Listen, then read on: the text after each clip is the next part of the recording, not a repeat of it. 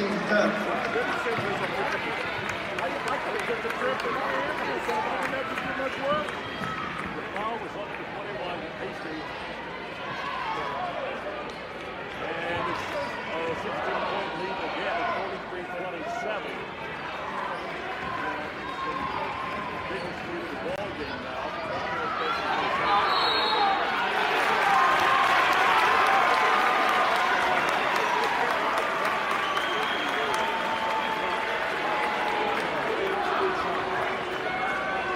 Cougar foul, number 10, Sydney Freeman, her third, team sixth.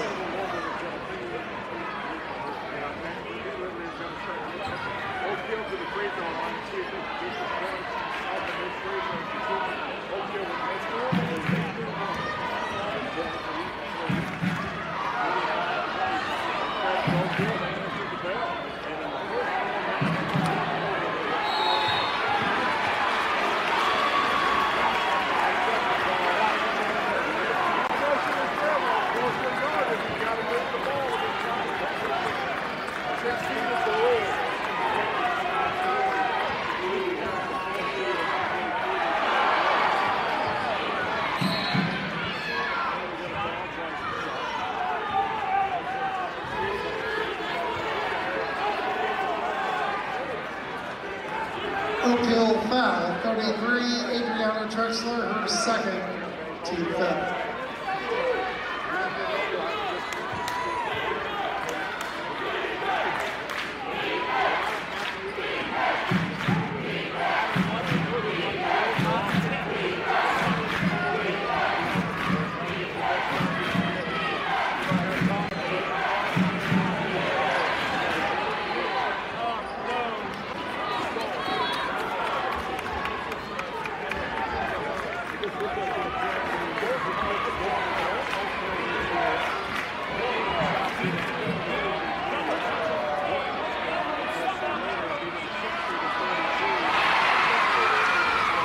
Rebound bucket. 10, 9, 8, 7, 6, 5, 4, 3, 2, 1. Some see a volleyball match. We see a student athlete learning how to be poised under pressure.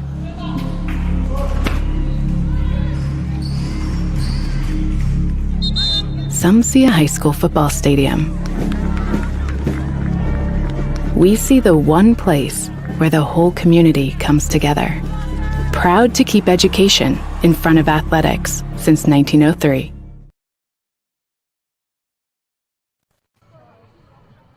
Good evening and welcome to Linton Minor Football. The Miners, the Roy. Miners are at home at the Roy tonight, and it should be a great football game tonight as they are hosting a team that, well, we're not very familiar with, to be honest. And it's a team from, well, they don't have it written down. Archbishop Alter Knights come in with a record of 1-1. They lost last week, 33-27. To a school by the name of Taft. Linton coming in at 1-1, and of course we followed their win over Monrovia a week ago to even up their record. Big D, Dan Phillips, Heather Rader, Bill Ditton, photographer, all here getting ready to call this football game for you tonight. Heather, I'll turn it over to you.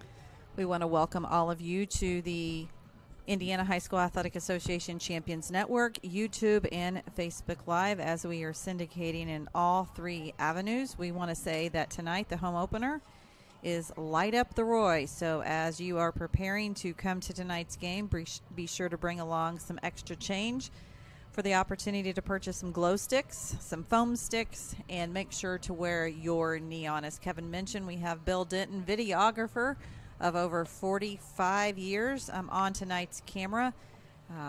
Big D, Dan Phillips, color and stats, Kevin on play-by-play, and I am behind the scenes here with tonight's production. We want to thank all of you for joining us on the Jordan & Vaught Insurance pregame show, and we're going to take one quick time out to hear from Jordan & Vaught Insurance. This is a production of Rader Media Sports.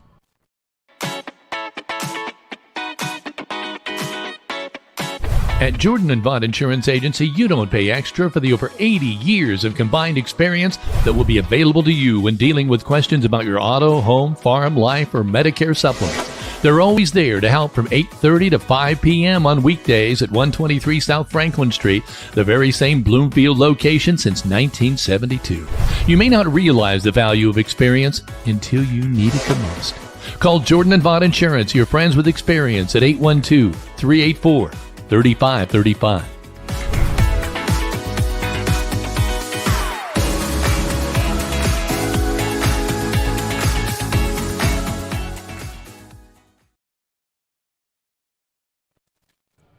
Welcome back to Rader Media Sports. Jordan Vaught Insurance reminds you that their over 80 years of combined experience treats you like family when you call Ross, Cindy, Rita, and Leighton at Jordan Vaught Insurance in Bloomfield. Whether you are searching for home, auto, or life insurance coverage, they're going to make sure you are covered in the best possible way. So call them at 812-384-3535 today, Kevin. I want to turn it over to Big D. We're glad he's back and getting healthier by the day. And as the Miners walk out on the field here, Big D, just give us I know you're going to go more in depth later on, right, but give us a little rough sketch of what we know about a team which is really nothing, Archbishop, Alder Knights. Yeah, they're from Kettering, Ohio, and they're in a town that has an arch rival, which was Fairmont, which they hadn't beaten in a while. They beat them this year, 28-21.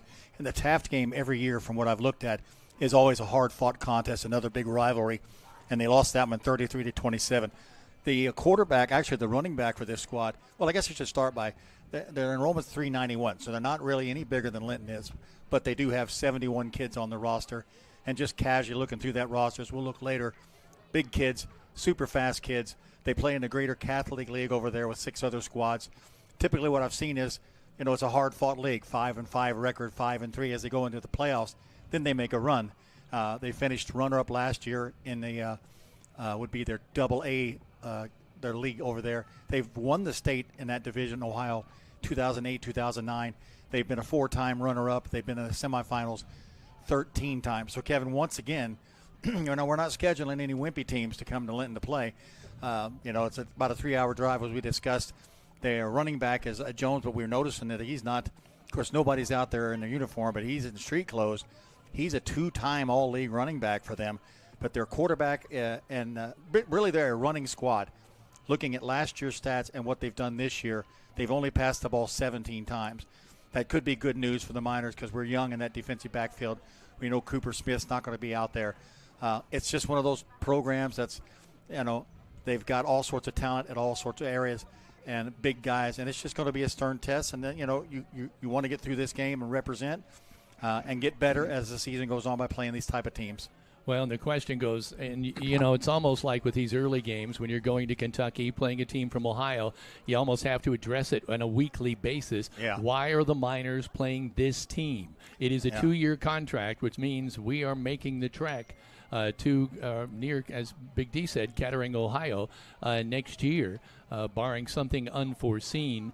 And the simple fact is the Miners are not in a conference football-wise, and they've had trouble scheduling teams to play. We're just, the area teams that we've played for years and years are dropping us for one reason or another. They're getting in conferences. They don't have the open slot, or they're just tired of getting beat, one of the two. I don't like that. I think you want to play your teams on your schedule. You want to get better. That's how you do it, especially old rivalries. But, my dad was an athletic director, and these schedules don't get put together year by year. They're normally 2 years, 3 years in advance, 4 years in advance. Gone are the days, Kevin, of where you knew who you were going to play year in and year out. You knew it. And now it's, a struggle to find it. And I know, the new athletic director, she's got to hop right on that bus and try to make it work out. But just hearing the coach talk and hearing – Darren Clayton, who was the AD talk, they've called places, they've talked all over the state, and it's just, I guess it's a testament to Linton that teams just don't want to come and play the Miners. In this case, this team called Linton. Right. Well, so I think it was the difference. I think you put out, it's just like the Corbin deal. I think Coach said it wasn't until April last year or April of this year that we got asked to do that. And I think, there's a portal where you put your open games and people kind of scour through and look 10 years ago, nobody would have dreamed of Linton playing the caliber of teams like this. So there's some respect there, but it is tough. We only got 40-some kids on our roster. We're down Cooper Smith. We had a couple out last week. We got some guys banged up. They're not going to get less banged up playing against a team this size. I believe the rules with the IHSAA are you can schedule teams in other states if they're contiguous to yours. Right. So, but I have heard of teams like in Texas flying to California high school to play. Well, so times have changed for a lot of high school teams. And you know, there's a game of the week, and you're watching a team from California. There's a lot of big money going on in those games, so I don't think we see that here. They look conspicuously like LSU. Oh, they're brown and yellow. So I was going to say there's a lot of Marion local to them too. We'd like to remind everyone that we are broadcasting from the Walton Funeral Service press box, dedicated to professional and compassionate service, leaving kind memories since 1915, and funeral pre-planning for peace of mind.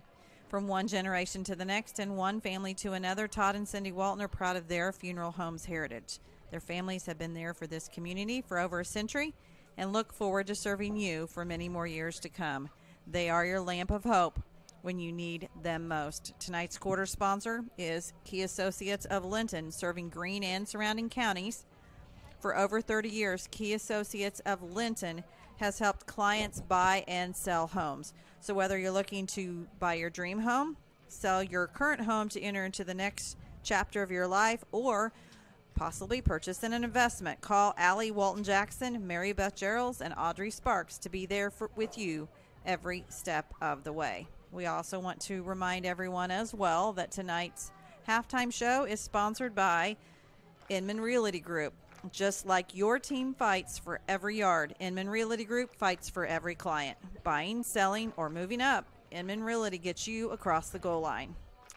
Tonight's touchdown sponsor is Hometown Veterinary of Elnora. Doc Phillips has 40 years of experience, a state-of-the-art facility, equipment, and the heart of a pet owner, which means after-hours availability for emergency services are always available. He's there when you need him. Dr. Phillips and his kind staff treat your furry friends like his family. Call Hometown Veterinary in Elnora at 812-692-5770. Tonight's Red Zone sponsor is Michelle Stenger of Stenger Homes. Home, she says, is more than a roof and four walls. It's where life happens. It's where families grow, memories are made, and futures begin. So whether you're buying, selling, or investing, real estate is the foundation of your dreams, and we're here to help you build them. Give Michelle at Stenger Homes a call at 812-219-2307. Also tonight, the forecast kickoff sponsor is Kingdom Air. Tonight, it's brought to you by Kingdom Air, your locally owned experts in heating, cooling, electrical, plumbing, and generator service. Call Kingdom Air or visit kingdomair.com to schedule. Your home is your castle, so keep it comfortable with Kingdom Air. And momentarily, we're going to be hearing tonight's starting lineups. They are sponsored by Klusner Construction of Linton. Whether it is a remodel or a new construction home, you know it's going to be done right the first time, every time. You choose Tony Klusner and Bart Wade of Linton today. Our replay sponsor is Greene County Vision Center. They are a local, family-owned business located on Highway 54 in Linton. They've been providing quality eye care, glasses, contact lenses, and treating patients like their family since 2005. With the large selections of designer frames, stop in and let their staff help you pick out a new look. We always want to remind you to stay tuned to the Tech Shack postgame show. Kevin will be on the field with Coach Brian Oliver. Big deal. Give you a plethora of stats, and we'll look ahead as to what's next for all Miners.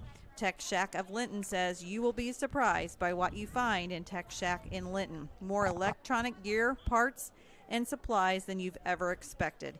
It's like Radio Shack on steroids, and it ain't your daddy's shack. And finally, tonight, our scoreboard sponsor for this game, every game during minor football, and every game this 2025-2026 season is Linton Cycle Sales.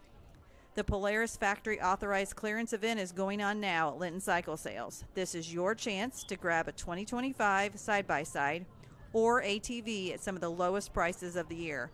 Save up to $4,000 on select 2025 models or get financing as low as 0.99% APR for 36 months. And we want to say thank you to Linton Cycle Sales for investing in not only Rader Media Sports, but Linton-Stockton schools as well. Kevin? When we come back, as Heather already told you, we'll be back with the starting lineups when we return. This is Rader Media Sports. 3 specialty clinics with 3 top-notch providers right here close to home. Greene County General Hospital's Team Ortho Foot and Ankle, and Surge Care are the area's go-tos when it comes to your care. Team Ortho is home to the county's only board-certified orthopedic surgeon, Dr. John Hammerstein. Dr. Matthew Parmenter is a board-certified foot and ankle surgeon with more than 35 years' experience. And board-certified general surgeon Dr. Cam Gabrielson is trained to diagnose a wide range of diseases that may require surgery. Team Ortho Foot and Ankle, and Surge Care, the trio you can trust. They're all part of the Greene County General Hospital family. Our family, caring for yours.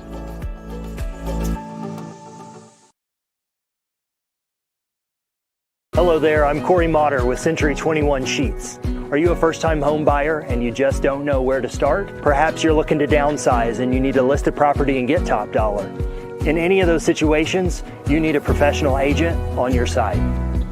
I have successfully opened doors for clients for over the last 4 years, and it is a complete pleasure of mine to be able to help them end one chapter and begin a new one. Navigating the real estate market can be complex, but with the right guidance, it doesn't have to be. Let me help you understand the housing market, and let's negotiate the best deal. So together, let's open a new door and close it with Corey.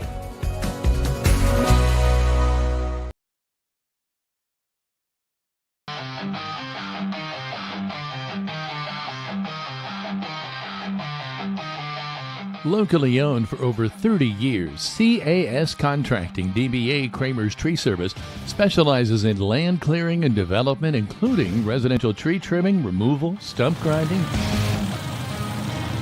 vegetation control, compost, seasoned firewood, and quality hardwood mulches.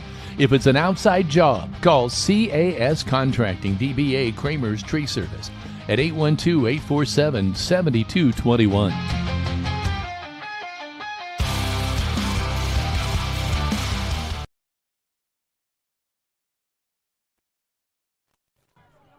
Welcome back to the Roy, where tonight the Miners are hosting Archbishop Alter Knights, and Big D is here to give you kind of an idea of what we can expect from the Knights in the starting lineup tonight. Hopefully the cough will stay away from me, but the one we're going to have to watch tonight is Rod Owens. He's a senior, 6'1", 197. He is the quarterback. He is second in the team in rushing, 147 yards, carried it 31 times. Like we say, this is a run-dominant team. Over 4.7 per carry, 3 touchdowns. He has thrown the ball only 17 times, but he's hit on 10 of those. So he's 58% passing. He's 93 yards for the yards. He does have 2 touchdowns, and he has 2 interceptions as well. Drew Cripps, the junior, 6'1", 175, wears number 5. He is going to be your leading rusher coming into tonight's game with 154 yards. But he has the least amount of carries at 20, so that tells me he's broke some big ones. At 7.7 per carry, 2 touchdowns. He's also the leading receiver with 4 catches for 47 yards. And one of the 2 TDs. Noah Jones, 2-time league all-league running back for the Knights. We noticed he's in street clothes, so that's one less thing to worry about. He had 32 carries for 92 yards, also caught passes. I'm trying to look down the list at who might be there. I would guess maybe Mikey Rose, but I think he's listed as a quarterback. We'll get to the later on. The wide receivers, Parker Flanders is the only one that's caught anything. He's caught 3 passes for just 10 yards, 6'1", 191. James Brooks is one of the captains of this team, a senior, 6'1", 168, wears number 16. And now I'm not 100% sure how we're going to pronounce this number 2. Any ideas, Kevin? Chimdi, it's Easy E. Chimdi Easy, or Ease, I don't know. I would say Chimdi Ease. That's what we'll go with. He's a 6'3", 198 junior, probably a big blocking back. I've also seen Lucas Botkin out there. He's 6'4", 197. Tight end's always tall and all. Now we look at this big offensive line. You got 3 singers. The main man is Dane Kolker, 6'4", 228 at the center position. The 2 tackles are Hayden Humfrevel, 6'5", 272, and Joe Busher, 6'5", 210. The guards a little bit smaller, 5'9", 242 is Tanner Edmonds, a junior, and a sophomore, Kenny Burnett, 5'9", 241. And you know sophomore's got to be tough if he's starting with a team this full. Defensively, Several guys stand out. The first one, of course, Drew Cripps playing both sides. He's playing safety, leads the team in tackles with 23. They got a good linebacker core led by Wyatt Riefschneider, a senior, 6'1", 217. He has 17 tackles.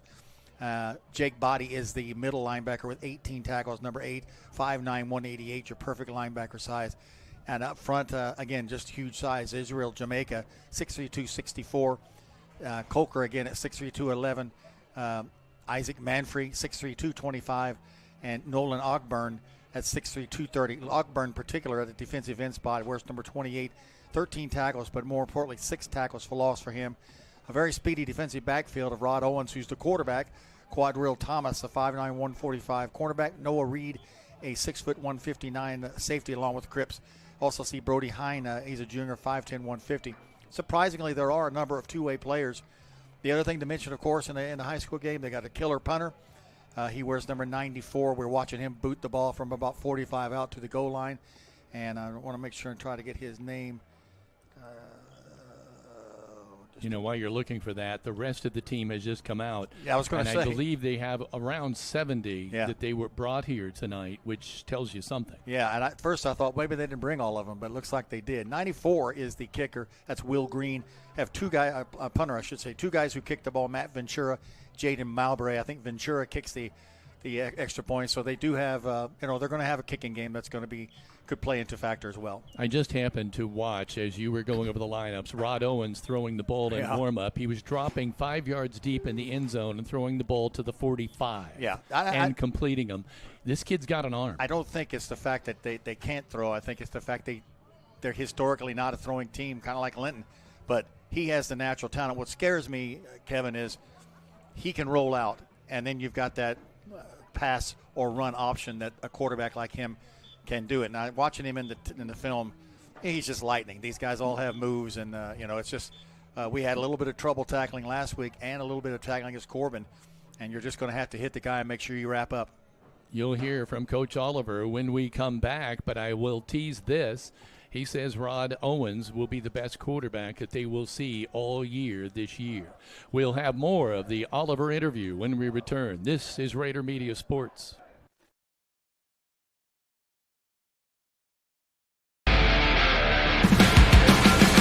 Whether you would like to add emergency lighting, tint your windows, replace old floor mats with WeatherTech floor mats, lift your truck, cover your truck bed, customize your truck bed, or accessorize your vehicle, English Off-Road Line X of Bloomfield has a professionally trained staff to help you make important decisions and make your dreams a reality. Call them in Bloomfield at 812-384-5060 or visit them on the web at www.englishoffroad.com.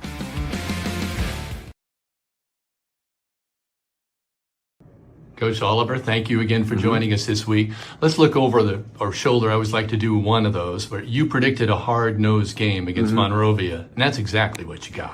Yeah, it's always has been that way. I mean, we've been playing here for several years, and their kids are very similar to ours and just tough, hard-nosed, blue-collar kids, and it's always been a physical game. It's never really been a blown-out either way. I mean, some of our best games we've ever had has always been with Monrovia. I mean, a couple years ago, double overtime, and several years ago when we first started playing them. I mean, that was 2016. I mean, we won in the last second drive when we were ranked in the top 3, and they were ranked number 1 in 2A. And so, I mean, that was probably one of the best games I've been a part of. So it's always a battle between them, and that's why they're on our schedule.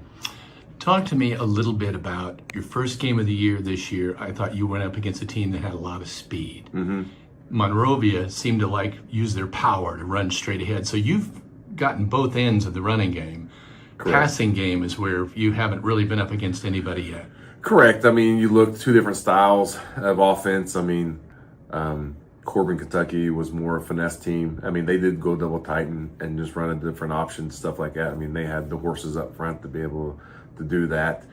And then Monrovia, they just do what they do. I mean, they'll line up and they'll run their double dive and they'll run their belly all day long and just set you up and make you fall asleep and then try to throw a pass over the top. And so we were able to get a lot of pressure on them when they were able to pass. But that's the different with our schedule. We're going to see a different type of offense pretty much every week. And what we're going to see this week isn't what we've seen yet at all, and what we're going to see this week is going to see when we play Sullivan next week, or Boonville, or the teams coming down the road. I mean, there's a little small piece, but for the most part, it's a different type of offense, and those things what really help you down the road, because when you go in the playoffs, you're playing some teams sometimes you're not as familiar with, and so you've already we've done this before. Let's be ready to implement it again this week. Talk about Archbishop Alter Knights. I had to look that down and make sure I had that correct. What kind of offense are you going to see from them? Well, once again, it's we first talked to them last year when they wanted to play us. They called and they said they were a double tight wishbone team. I mean, they will run some wishbone. I mean, when I think wishbone, I think the old days of Sullivan football, where they come out there double tight and they run the wishbone. They will have 3 guys in the backfield at times, but then also they'll spread it out. I mean, their quarterback is probably the best quarterback we've seen so far this year. He's very elusive, very fast. For our fans, I'd compare him to a bigger, faster and taller Tyler Muir. I mean, he's very elusive and has some great speed, and so we got to do a really good job to try to keep him contained a little bit. But they're going to read some option, and then they're going to spread it out also and just get their athletes in space. One thing I've noticed on the roster, coach, is they have a lot of kids for number one, but number two, they have some size. Yeah, I hate to say, they got a real good package there. I mean, they have, I think it was like 67 kids on their roster, and they only had maybe 1 or 2 kids going both ways, and so that's a huge advantage. I wondered about that. And that was a huge advantage for them compared to us. We got like 6 or 7, and so they got some good size across the front, and they got some good athletes. And when we talked about the speed of Corbin, this team's faster than Corbin. So getting to the outside that was Corbin's bread and butter almost. Yeah. Seemed like. I mean, they'll try to get to the outside, but I think some of the things they're going to do is just try to attack the gaps on the inside and just get their guys over. They're going to throw some screens. They're going to let the QB roll out and do his thing and see what happens there. But definitely it's the best team we played so far this year. So that's a good reason for fans to get out. Yeah, I mean, it's our first home game. Finally, we're home. Yeah. And it's going to be a beautiful night for football. The weather's going to be perfect. It's not going to be 100 degrees, and I'm sure a lot of people will be in their sweatshirts and stuff because it's going to just be one of those nights. And we got a team coming from Ohio, and it's just a great opportunity for us to showcase our place and play a very high-quality team, probably the best team on our schedule, really, at this point, and maybe all the way up to at least Northview. I mean, how are you health-wise, Coach? We're in good shape. I mean, we got some guys banged up and some guys still getting evaluated, so we'll kind of keep playing that by ear, but overall, we're okay right now. Well, good luck. Thank you.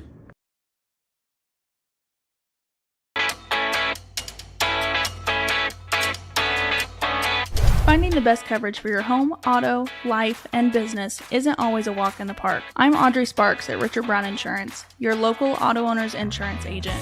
Whether you are buying your first car or starting your own business, finding the right coverage can be a challenge. With great companies like Auto Owners Insurance, I can find the appropriate coverages so that you and your family can be better protected. Come see me, Audrey Sparks, to discuss what coverages are right for you, or give me a call at 812-847-4798.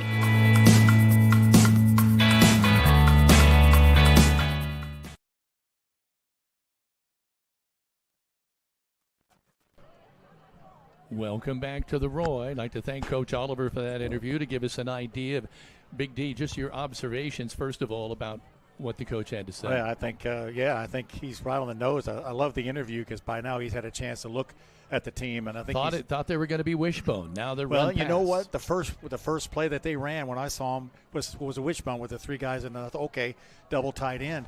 But then the very next play they were 2 split. I've seen him with 3 splits.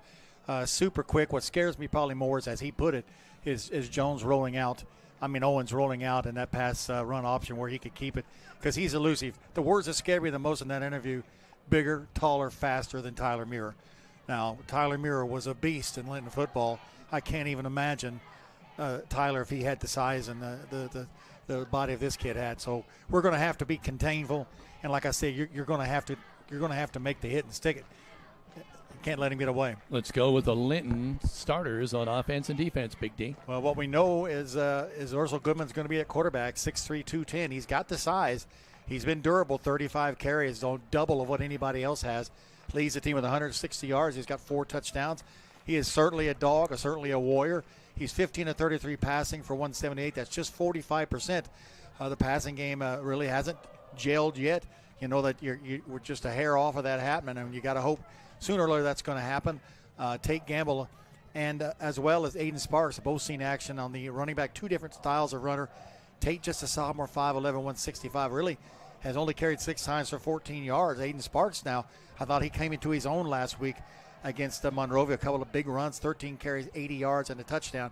Kind of got both sides of that. I look for Aiden to probably get a little bit more chances. Ren Cottingham, a young sophomore, 6 foot 170. Number 4, he has 61 yards, over 6.5 yards per carry. Has yet to score this year, but he's had runs of 17, 15, gets about 4 or 5 a game, it seems like. Seems like he's just waiting to break open. Now, we know Cooper Smith's not going to be here tonight. The good news is, he is going to be back, whether it's the next week or the week after, but he left early with a knee injury, and he had 94 yards, a second leading rusher. He really was the only returning guy at wing back, so we're going to miss him tonight. Last week we saw, I knew I'd forget the name, Reed. I can't get Dalton Reed, yeah. He came in and played at wing back. He was energetic. I saw him get a couple of good hits on blocks, but he didn't carry the ball at all. I got to figure we might see a little bit of Colton Andrews, the freshman, in there. Paul Oliver, again, he's at the wide receiver, 6'4", 225. It's odd to look down to see just 1 carry for 4 yards, and that was on a fake punt. He does have 9 receptions for 167 yards, but, he's not really been an active part of the offense other than the 9 passes you throw at him. So you got to wonder if there'll be a time when they'll consider putting him in at quarterback. But right now it doesn't seem like that's in the mix. Oliver Stevens got his first catch last week, a 10-yarder. He has returned kickoffs, so he does like the contact. But we're really going to have to get these other guys involved, Kevin, to get that passing game going. For to me, it seems like teams know Paul's going to get the ball. They're double-teaming him, making it harder to get to him. Up front, the line for the Miners is going to be Chris Lyons, a senior, 5'11", 185 at tackle. Jimmy K. Wright, 6 foot 225 at the guard. Center, and a great player, Dresden Kenworthy. We don't talk about him much. He had 4 or 5 pancake blocks last week, delivers the ball every play, 5'11", 200, 2-year starter. Tyler Franklin at right guard, 5'11", 195, a junior. Tanner Scarborough, who had 7 pancake blocks last week against Monrovia, 6'2", 210. We look quickly at the defense. We know Corey Andrews wearing number 42 this year, a senior, 6'2", 250. He has 23 tackles for the Miners. Jimmy Wright, the other linebacker with him, a senior, 6'2", 225, 13 tackles. The outside backers have been Paul Goodman and Paul Oliver. Right away you're seeing a lot of these, almost all these Russell guys Goodman. are two-way players. Gamble is the other guy that's going to get some action in there as well. Interior-wise, Tyler Franklin, Jacob Breadaway, a 6'2", 20-pound senior. Aiden Sparks, a 6'1", 225 senior. 5 heavy singers up front, 9 tackles for Franklin. The defensive backs tonight, that we really haven't seen a passing offense yet, but tonight might be the chance that the visiting team is going to be looking to pass. Ren Cottingham, Oliver Stevens are the corners, Colton Andrews, and here's where I'm a little worried. Cooper Smith was our free safety, the experienced guy. He's not suited up. This week I did notice that Hunter James is out there dressed up. He didn't play last week. He's probably going to be the guy that gets put back there. But a stern test for the Miners, and I think adjusting to the speed is going to be the big thing. When the team turns the corner, the angle that you come to make the hit, you've got to allow for that burst of speed. It's really nice to see Harrison James back in the game this week. I know that he's been itching to get back in. Right now, we're going to take a quick timeout to hear from Julie Hendricks at WTWO with your Weather Authority. We'll be back in just a moment. This is a production of Rader Media Sports. All right, Linton Miners, it's your home opener and an exciting night of football ahead. Again, we are talking about kickoff at 7 o'clock with mostly cloudy skies out there. Now, we can't rule out a couple of isolated showers tonight, but the majority of the game is going to be dry. Temperatures will start in the low 70s. They'll be cooling as that night goes on and that sun sets tonight. And again, those clouds, they're definitely going to be around out there through the evening hours. Now, later tonight, we may see a few light showers try to pass through the area well after the game and into tomorrow morning. On Saturday, sunshine will be plentiful, as well as on Sunday, too. We are going to keep those temperatures just a little cooler through the weekend with highs in the 70s both Saturday and Sunday. Even early next week, a little cooler than average. But guess what? By next Friday night's game, things are going to start to heat up across the Wabash Valley as temperatures will be back in the 80s by the middle and end of next week. A much different feel to that Friday night football game coming as compared to tonight, when we'll have cloudy skies across the Wabash Valley. Again, we can't rule out a very isolated quick shower. Temperatures at game time will be in the low 70s, upper 60s through the evening, and by tomorrow morning they'll be in the 50s. As for the weekend forecast, after some early clouds Saturday, we'll get some sunshine back. Sunshine for your Sunday and into early next week. A stretch of dry days takes us through next week with temperatures back in the mid-80s by the end of next week.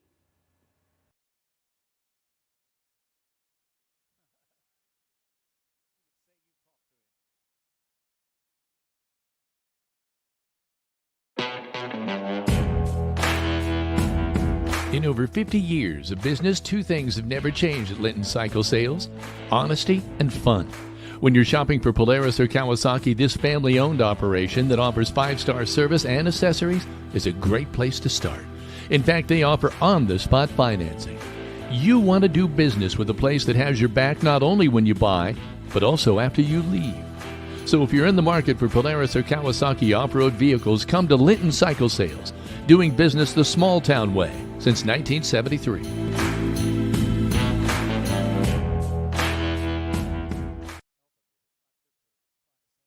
Good at a lot of things, like cheering on the Miners to victory. Indiana Farm Bureau Insurance Agent Jathan Wright is good at making sure your insurance needs are just right for you. That's why Jathan is here to help you work through any questions you might have about your auto, home, renters, business, and life insurance. Then you can get back to making sure the Miner fan section is louder than the other team. Talk to Jathan. Stop in or submit your information online and give him a call at 812-798-2615. Start with Indiana Farm Bureau Insurance and stop knocking on wood.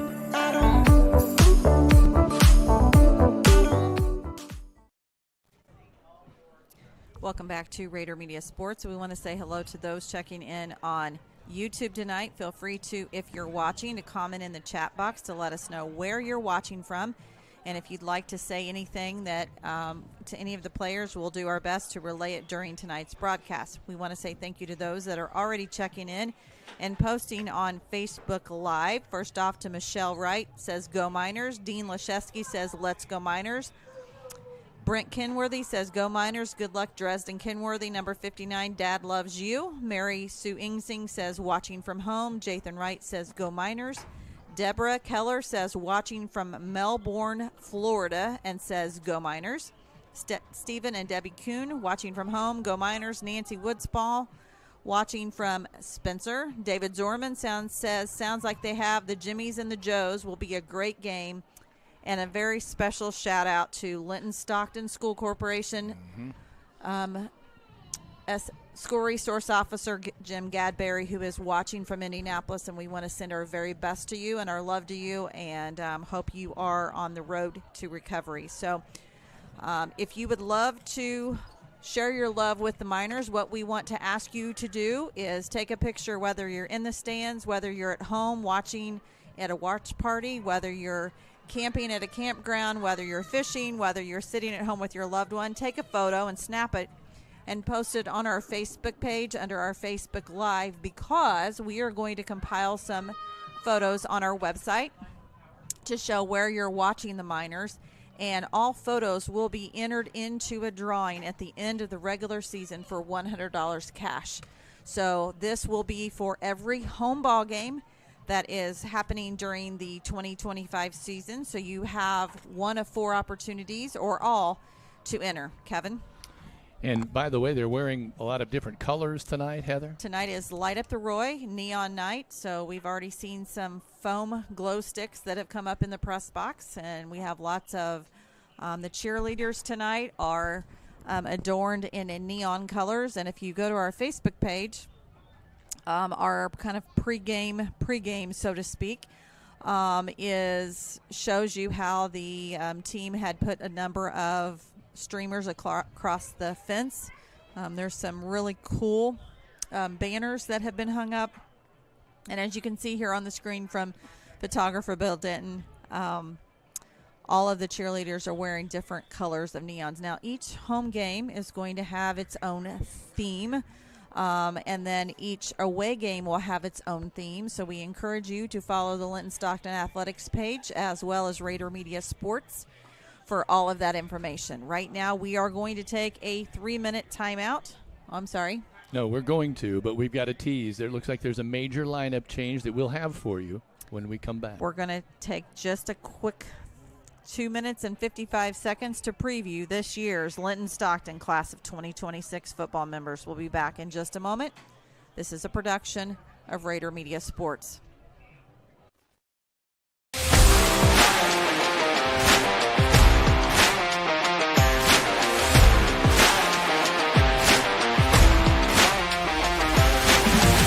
My name's Corey Andrews. I've been playing football since I was 3, and my favorite memory was winning semi-state last year.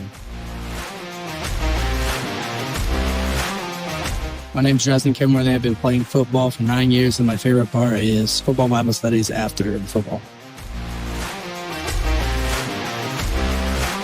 My name is RJ Wilson. I've been playing football for 7 years, and my favorite memory is borrowing mattresses from the freshmen at Woodland Bible Camp. My name is John Kenworthy. I've been playing football since 2nd grade, and I would say my favorite memory is 4 years of football camp. My name is Chris Lyons. I've been playing football for 6 years, and my favorite memory is beating Brownstown in regionals. My name is Jacob Bredaway. I've been playing football for 4 years now, and my favorite memory is the energy in the stadium when we beat Brownstown in the regional game last year. My name is Shayla Killian. This is my first year playing football, and I'm excited on making some on-field goals this year. My name is Cooper Smith. I've been playing football for 4 years, and my favorite memory is going to state my junior year.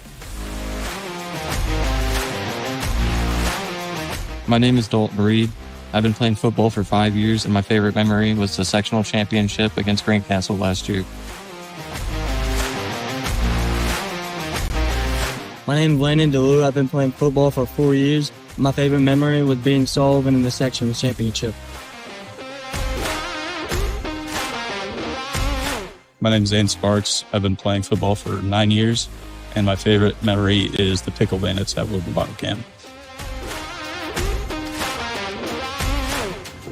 My name is Oliver Stevens. I've been playing football for 2 years, and my favorite memory was going to state last year. My name is Paul Oliver. I've been playing football for 16 years, and I'm looking forward to the class I have with my brothers and all these coaches. My name is Russell Goodman. I've been playing football for 15 years, and my favorite memory is beating Lutheran in the semi-state game last year. My name is Jimmy Rye. I've been playing football for 14 years, and my favorite memory is being back with my team.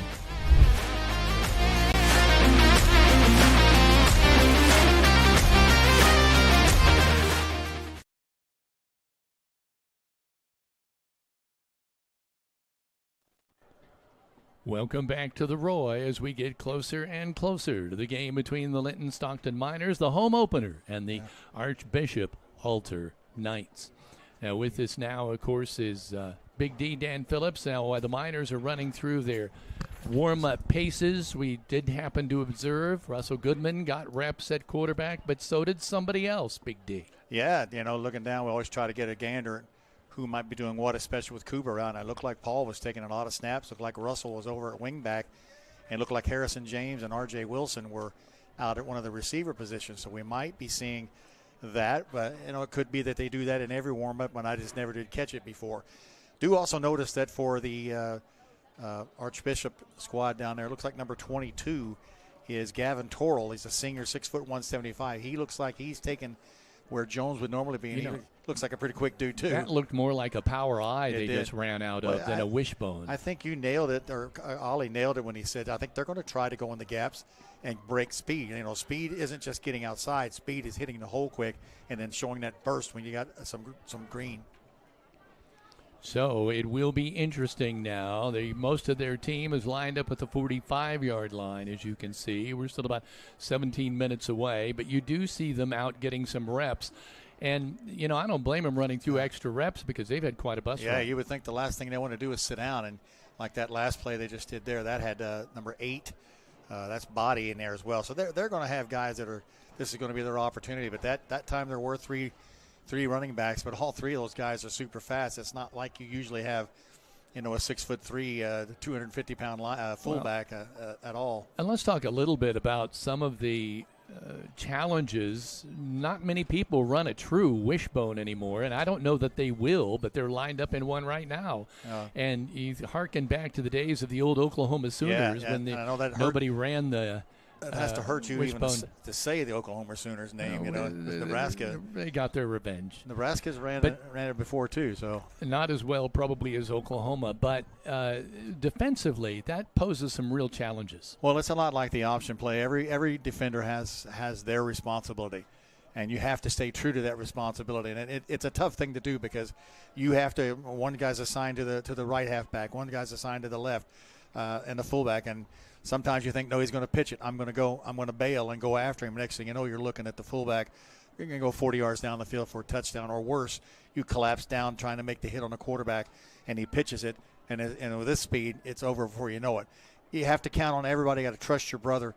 Got to trust your co-player that he's going to make the hit. And you're going to lose some, and you're going to win some, Kevin. You got to hope that you win more than you lose, but you can't. You give up a long play, you've got to snap your chin strap on and get ready for the next play just as quickly. And honestly, defending Linton's is a lot just like that with the wings coming in motion. So it's the same scenario. I really like number 28 down there. A lot of I've noticed him down dancing around and going to all of his teammates and smacking them in the head and kind of getting them going. The Kingdom Air of a forecast for right now as we get closer to kickoff, as the temperature at 71 degrees. It's overcast, and yes, there is a chance of rain, and it's higher than you might be comfortable with at about 52%. But we'll have to see how that unfolds as the night progresses. We're going to take a quick time out to hear from Minor Pride sponsor Crane Credit Union. This is a production of Rader Media Sports. At Crane Credit Union, you can expect a personalized experience from people committed to your financial well-being. When you visit one of our 18 branches across southern and central Indiana, you will be greeted by our team that is committed to supporting your financial needs, dreams, and possibilities through all the stages of your life. From youth and teen accounts where it pays to get A's, to auto and personal loans that are processed completely within your local branch. Your local staff can assist you with mortgage and home equity needs, and when the time is right, we can help you with your IRA retirement accounts. We will be with you every step of the way. Crane Credit Union, building relationships since 1955.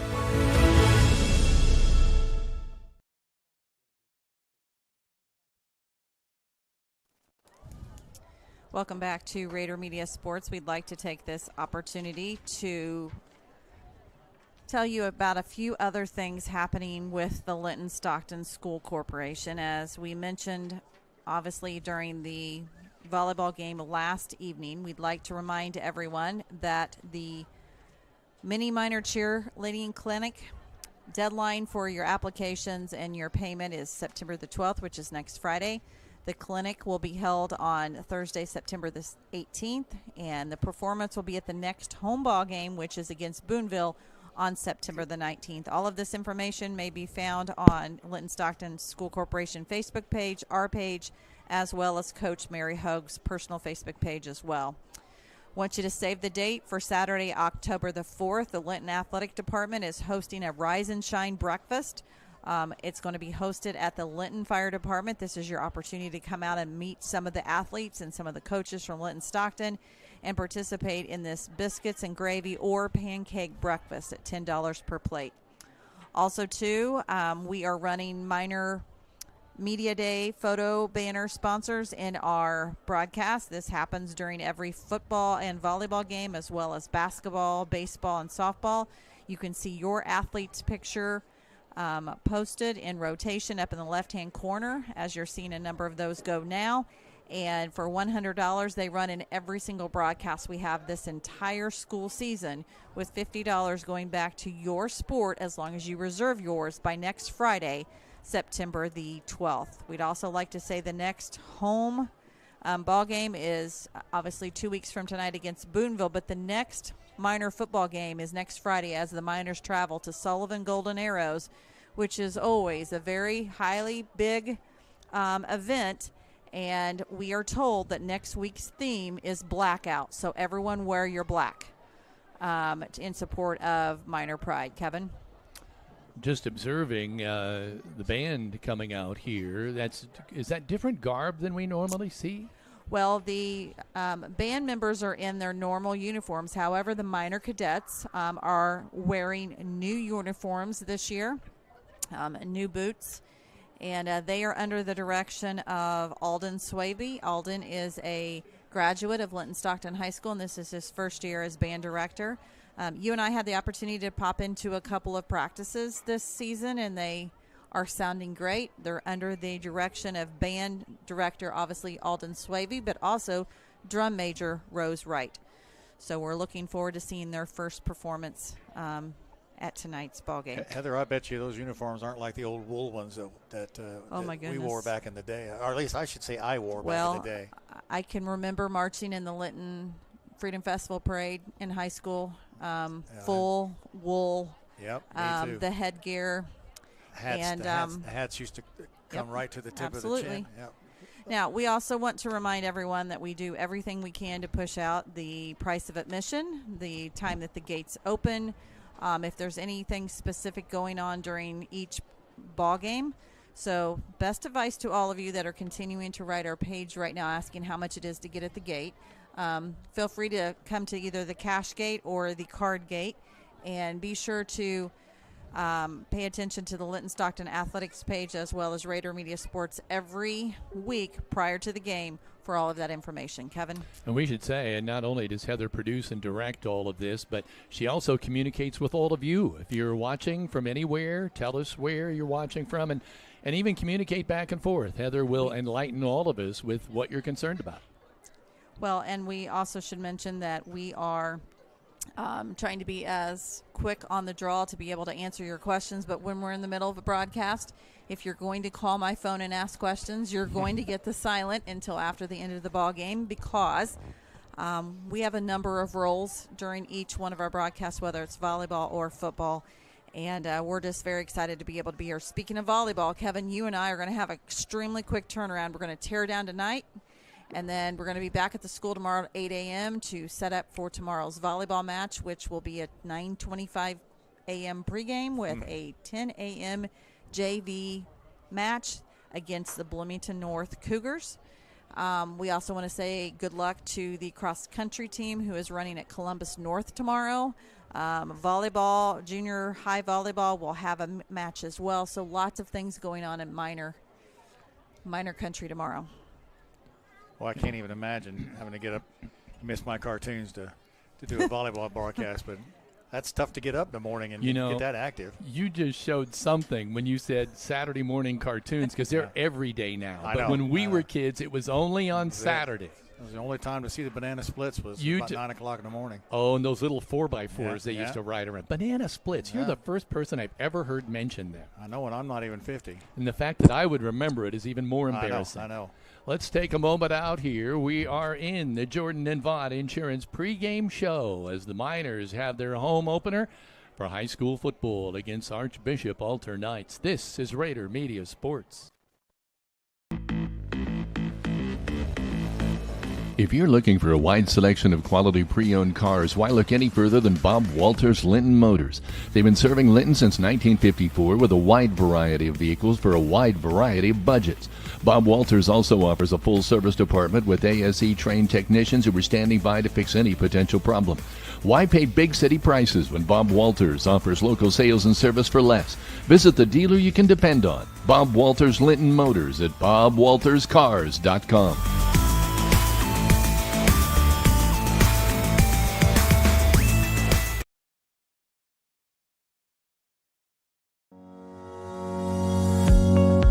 Is your family protected? Contact me, Alicia Cornelius, your Indiana Farm Bureau insurance agent, to discuss your home, auto, farm, life, or business needs. It's not just about protecting my family. Let me help protect yours too. Proudly serving Indiana, call to speak with me, Alicia Cornelius, one agent for all your insurance needs.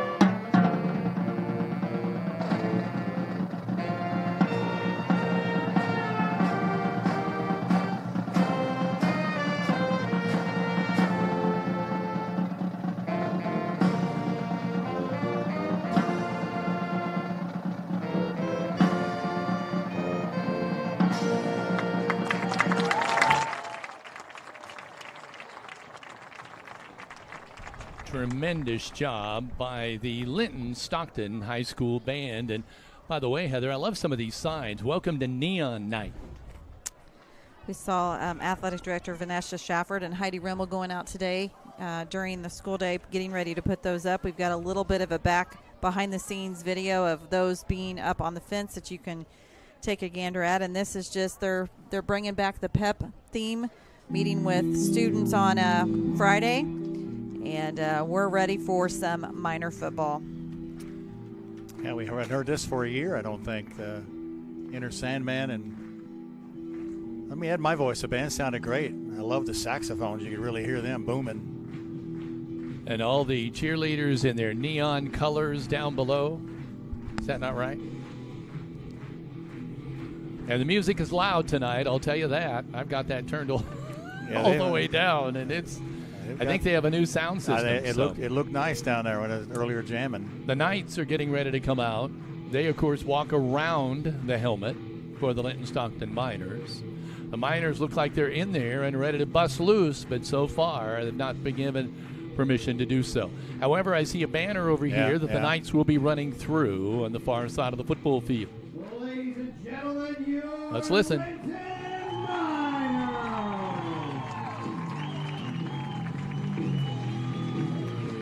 You see Paul carrying the flag, and it looks like Oliver Stevens has the infamous red and blue L. Now, back in my day, if I'm wrong, whoever was in the helmet, the team would have walked right in front of it regardless. If you go just by numbers, we are very outnumbered. Yeah, about doubled in size. Lynn was 40-something, and they're close to 70. They are huddling. They're not huddling. They're huddling in their end zone right now for a little pregame pep talk and no doubt pregame prayer. Yeah. And as they take a knee, and now they've done that, and they'll prepare to run through their banner for their hometown fans. And, you look across there, it's about 70, probably 75 people, which for such a long trip. And by the way, if you are from Archbishop Alternate area and you're watching with us tonight, we will give you a professional job, and we welcome your football team here to Linton-Stockton High School. Got to feel a little bit for Cooper Smith. It's his senior year, and I know he's relieved that it's not a season-injuring thing, but you hate to miss any game when you're a senior. And of course, Shaylee Killian also got to try her first PAT last week, and I'm not sure what happened to her, but she's in street clothes tonight as well. So We want to give a quick shout out to those that are checking in on Facebook. Kurt Passon says, I'm watching from the press box. Wow. How about that? He's right next to me. He didn't think he'd get embarrassed like Junior that, did you? Gerald says, watching from home in Linton, looking forward to a Linton Minor win. Julia Dyer says, Julia, Willow, and myself are watching from home. And Susan Sparks says, go Miners. And we could not do it without Aaron Lynn and Kurt Passon up here with us. You waited all year to do that? You've been Kurt, thinking about that? Are you a little embarrassed because you're a little red? That's okay. We want everyone to be able to interact with us, and we'll give you a shout-out if possible. Check in with us on our YouTube station as well as Facebook Live. And for those, I believe you may have a nephew out there. I'm not quite sure, but the Tykes are coming out to greet the Miners as they run out onto the field. And some little guys. I'm not sure. Yep, there he is. I thought so. Goodness gracious. It's all in the family around here. Well, the Miners ran for 230 last week and threw for 92, total 322 yards. We've yet to see the big bust-out game. Let's listen. Number 4, Ren Cunningham. Number 6, Russell Goodman. Number 7, Oliver Stevens. Number 11, Harrison James. Number 13, Paul Oliver. Number 21, Colton Andrews. Number 27, Aiden Sparks. Number 42, Corey Andrews. Number 54, Tyler Franklin. Number 55, Jacob Redaway. And number 57, Jimmy Wright. And the rest of your Linton Miners. We should say one thing in talking to the coach this week. I said, give me a couple of names of people who played well but kind of under the radar. He said Dresden, Kenworthy, and Aiden Sparks, and his answer was immediate. Yeah, and I after I watched the films over and over and over, trying to get the stats perfect, Dresden stands out. I mean, he snaps the ball. He's hit immediately. Spends more time on the ground in the dirt than anybody out there. And Aiden Sparks is the same way. This kid is a kind of a D lineman that has got some speed and has carried the ball, and I really think we're going to see him more in the backfield, Kevin. He had some big runs against Monrovia and some key third downs. Captain's going out now for the coin flip, and for the Miners, Jimmy K. Wright. Also out there, Corey Andrews, Cooper Smith, and Paul Oliver. So far, no one has lined up for Archbishop Alter Knights. Well, they have them kind of listed here, I think. Nolan Ogburn is number 28. Reese Schneider, number 19, looks like a captain. James Brook, number 16, looks like a captain. They've got E by some of these guys and C by other guys. Dane Coker, another guy, 52. Yeah, there we go. You got their numbers as they walk out here now. They come. Yeah, Mikey Rose is a captain. Number 12, 16 is Griffin, 19 is Reese Schneider, and 28 is Ogburn. Yes, Ogburn's going to be the guy to watch for, number 28, I tell you. He looks like a guy that's got his motor running at all times. We'd like to say hello to Elizabeth and Robert Kuhn. Says Nana and Papa watching from Linton with our youngest grandson Easton while Mom and Dad are at work. He just turned 8 months old on September 1, and tonight is his first Miners football game. He says go Miners. Also, Betty Corbin watching from home says thanks for the broadcast. Susie Shepler says watching from home tonight and says go Miners. Kenny Lucas says hi, and we are watching from home in Linton, and we appreciate all of you checking in, and we'll do our best to check in with all of you soon. Who won the toss? I think they did, and they're deferring, so we're going to get the ball first. So the Miners will get the football first. This has been the Jordan and Vaught Insurance pregame show. And this means we may get some offensive answers to a question we posed in this pregame almost immediately. I see Goodman down warming up, throwing the ball, so it's very possible that, the other team is watching you warm up. So there's always a possibility they want you to think that that's the offense you're going to see. And it could be that they just wanted him ready if need be. It may be part of the normal routine, to be honest with you. We should say, in case you joined us late, we did see Paul Oliver warming up some at quarterback, but so did Russell Goodman. So we're about to find out how this will shake out. Nothing had been said to us about a change, but sometimes Coach Oliver just calls them as he sees them. We want to say thank you to Bill Ditton, who is 45-plus years on videography. shaking his head over there. Doesn't like the recognition, but he's doing tremendous on the camera. It's the 45 years part. We do have multiple camera views tonight, so we hope you can keep up. Here we are broadcasting from the Walton Funeral Service press box for this football game. In this first quarter, brought to you by Key Associates of Linton. And the starting lineups, Big D went all over for us. Brought to you by Klusner Construction. So we've got the football teed off. We are about ready for the home opener to get underway. There's the boot, high kick. It's going to go back and be taken inside the 5 and bounce off the pads of number 4, Ren Cottingham. But let's see, number 11, Harrison James, quickly there to clean that up and fall on that ball, or it could have been. Could have been disaster right off the bat. Right off the bat. Let's see what the Miners are going to do here. So the ball is being placed at the 15-yard line, right in between the hash marks. Goodman has just come out and joined the huddle. There's the play call, and they break the huddle. Paul Oliver is wide to the right. That answers our question. Russell Goodman at quarterback. Receivers left and right, man in motion. Dalton Reed. They're going to try to go opposite direction. It's Cottingham. Off tackle with Cottingham. He's across the 15. Maybe a gain of 1 to the 16. Body, the leading tackler, right off the bat. Knocks him right about the 16-yard line. Little room there. There actually was a hole there for a second, but Body was there quick. Miners break the huddle. Again, Oliver to the right. To the left is Oliver Stevens wide. We've got wingbacks left and right. Running back is Tate Gamble. That was Dalton Reed. It moved over to the slot. So we've got 3 wide receivers to the left. Goodman's going to roll that way.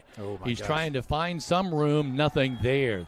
They stretched that out and then closed it out, and they may have lost the yard they gained, or maybe more. Might have lost a couple. There were about 8 white jerseys out there. 2. Whole bunch of guys there. They just slid. The whole line, everybody slid that way. Reifschneider. There we go. Had it backwards. Yeah, we lost 2 yards there. Going to have to probably go to the air to try to loosen that defensive line up. They got 5 men in the down line position, just daring us to pass. Everybody up close. Goodman rolls out, throws it out here in the flat. Incomplete, but they're going to call interference. I was going to say on number 4, the quarterback, Rod Owens, and he's got what did I do? Well, he had his arms all over his back, and you see this on TV every week. You can't drape the arm around the receiver, so that's going to. That may be interesting because in Ohio football they may not call that very much at the high school level, but they do call it in Indiana. You're going to mark that off and be a 1st and 10. Want to say hello to Larry and Rita Smith watching from home, as well as Judy Mollis. Says Buck and I are watching from home. Thanks for broadcasting tonight's game. Boy, the Miners get a big break there. Now they're going to put the football down on the left hash, just shy of the 30-yard line at the 29. Take any help we can get, and that was a big one because we were going to have to punt, give them good field positions. Oliver Stevens is wide to the right. That's the wide side of the football field. Everybody else in tight, left and right, wingbacks. Man in motion. There's the snap. They're going to pitch it and coming across here. They're across the 30, out to about the 34-yard line. Pickup of about 5. Not bad there. Running with the football is Ren Cottingham, wingback on the left side. Student body right. I noticed that Oliver lined up on the line as a tight end to give ourselves more bodies up there. Won't be surprised to see both he and Andrews line up at double tight end. He'll take 5 yards, though, out to the 34-yard line. Owens is on that tackle. So we are seeing some new wrinkles already for the Miners. Again, receivers left and right, wingbacks left and right. Gamble still the setback. Russell Goodman waiting for the snap from the gun. Hands off to Gamble on the left-hand side. He won't get to the 35. He's maybe, if he's lucky, back to the line of scrimmage. Yeah, not a whole lot there, but Jamaica number 99, and just you got to run up in there, hopefully loosen things up later on. But for right now, it's tough going. Going to be tough with the size this team has. We're 3rd down and 4. That's doable. Probably use quickness to get outside. These quick passes outside to Paul. Uh-oh. They're going to retreat and put the ball up in the He's got air, it. look for it, And he dropped it. incomplete. Oh, No, my. no. It looked like he had a chance, Ren Cottingham, to make that catch at about the 45 of the Knights. Yeah. But he had to come back for it. And number 6, looks like Reed, or I'm sorry, that was Cripps. Number 5 actually was able to probably get a hand in there and break that up. But that looked like that was going to be connection. number 5, Drew Cripps, who is their reading rusher in tonight's ball game since the injury of the other gentleman. And number 27, let's see who that is. Number 27 is Kason Dill. Nice punt. Cribbs going to watch that go out of bounds just outside the 30. I think we're going to put it about the 31, I think. Nope, just shy. 29. Going to put it at the 29. Punt goes out of bounds at the 29-yard line. First down and 10 for the Knights, and this time we get our first look at Rod Owens Jr., and he is reported to be the real deal. 6'1", 197. Run-pass option is the way he makes his living. Let's see what he does here tonight. Number 4. You heard Coach Oliver in the pregame show. Heap praise on him. Said he could be one of the best ones they'll see all year. Owens slaps his hands, going to hand off straight ahead, and oh my, is there room to run, and they're way out. Cribbs is all the way out to the 45, so 5, 10, 15, almost over 15 yards on their first play. They're going to make it, put it down just outside the 46-yard line. First down and 10. 16-yard gain, and he was just a shoestring from being gone. He used a lot of patience, got to the hole, didn't just run through there, kind of waited for some blocks. A couple of Miners had a shot at him. It's going to take a second to get used to that speed, but they're going to have to adjust. 2 wide receivers left and right. 1 running back in the sidecar to the right. There he goes. He's going to get off and running and get hammered down at about the line of scrimmage. Goodman and Jimmy and Tyler Franklin, nice contain work. Nice job on the defensive backfield as well. We didn't see Owens' speed on that play because of traffic. He couldn't hesitated. break into the speed. He hesitated. That gave the Miners a chance to make the play, and they did. Second down 10. It's good to see the defense make the play. Gosh, after just watching Dak Prescott last night, this is who this number 4 looks like. 2 wide receivers to the left, 1 to the right. He's got to keep it. He's going to keep it and try to run around this left end, and no dice. He gets out to about the 49, so it's a pickup of a couple, Nice but job. it will be 3rd and long. Paul Oliver staying at home, and he's wanting to come out of the game. Looks that like his he's shoulder? He's holding Or himself maybe weird. a pinched nerve. Aiden Sparks as well, but gosh, we don't want anything to happen to Paul right off the bat. Take his helmet off, and they're having a discussion on the sideline. Kind of got in an awkward body position when he tried to twist back to make that tackle. Trips to the left. 1 wide receiver wide to the right. Ball near the left hash. Owens retreats to the right. He's got a man out there. He gets around him, however. Now puts the ball up in the air. He's got a man wide open, number 2, at the 20 and down inside the 10-yard line. Harrison James on the tackle, but nice move by the quarterback. We had him pinned in. He kind of escaped. Miguel Delgado had a good jump. That was a pretty pass, too. That's going to be good for a night first down. That's the Stanger Holmes red zone for the Knights. So it's kind of been hit and miss for their offense so far, but they have the ball inside the 10. 42-yard gain on that play. 1st and goal. 2 wide receivers to the right, 1 wide to the left. Ball on the right hash. They're going to give straight away. Cribbs is running straight in there, and he's in the end zone, standing up. Well, one thing I can say right now, these guys take a hit. They're not going to go down. You've got to wrap them up. So that is the hometown veterinary touchdown, and the Knights go up right away on their first possession. It's 6-0, and the kicker lining up for the extra point.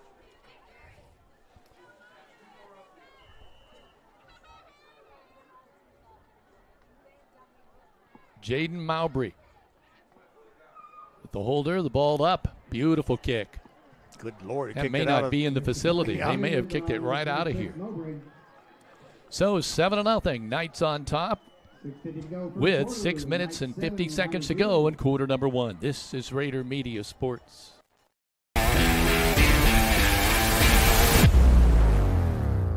Linton Sporting Goods has an over 20-year tradition of offering Hoosiers the best in sports equipment and apparel. They feature Wilson, Demarini, Louisville Slugger, Marucci, Mizuno, and much more. Get ready for any sports season by shopping at Linton Sporting Goods on Highway 54, where the winners shop.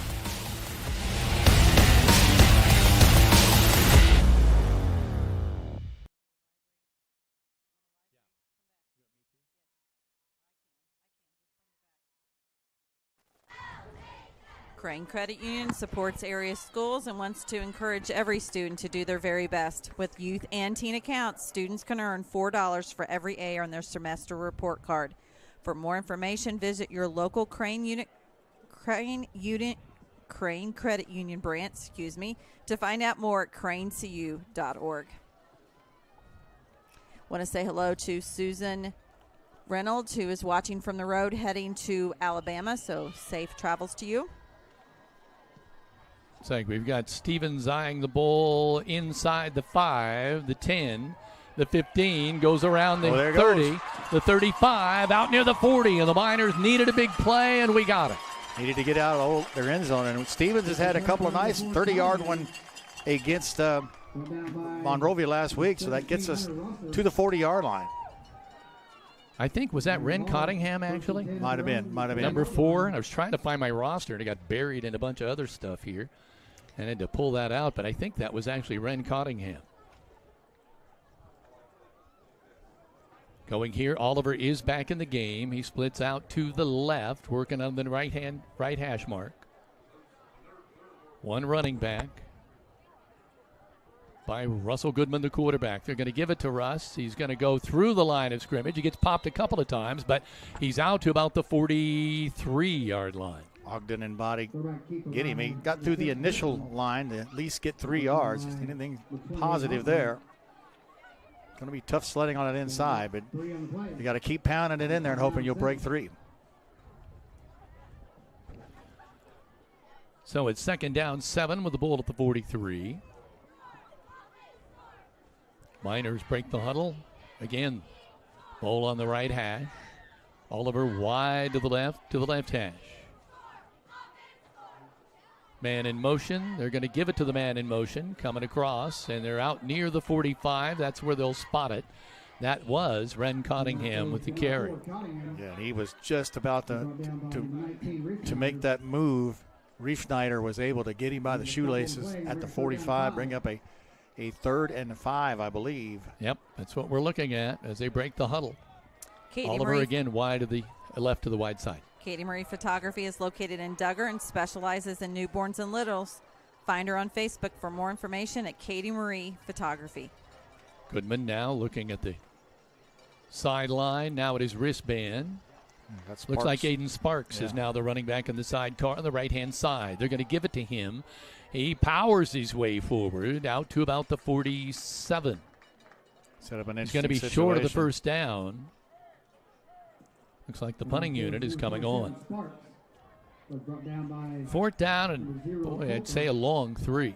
Coker and Isaac Manfrey were on that stop. Just no room on that inside.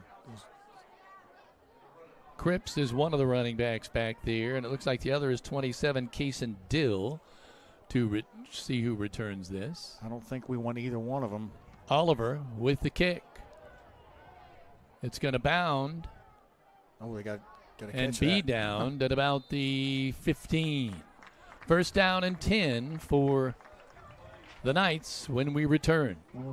7-0. Miners trailing. This is Rader Media Sports.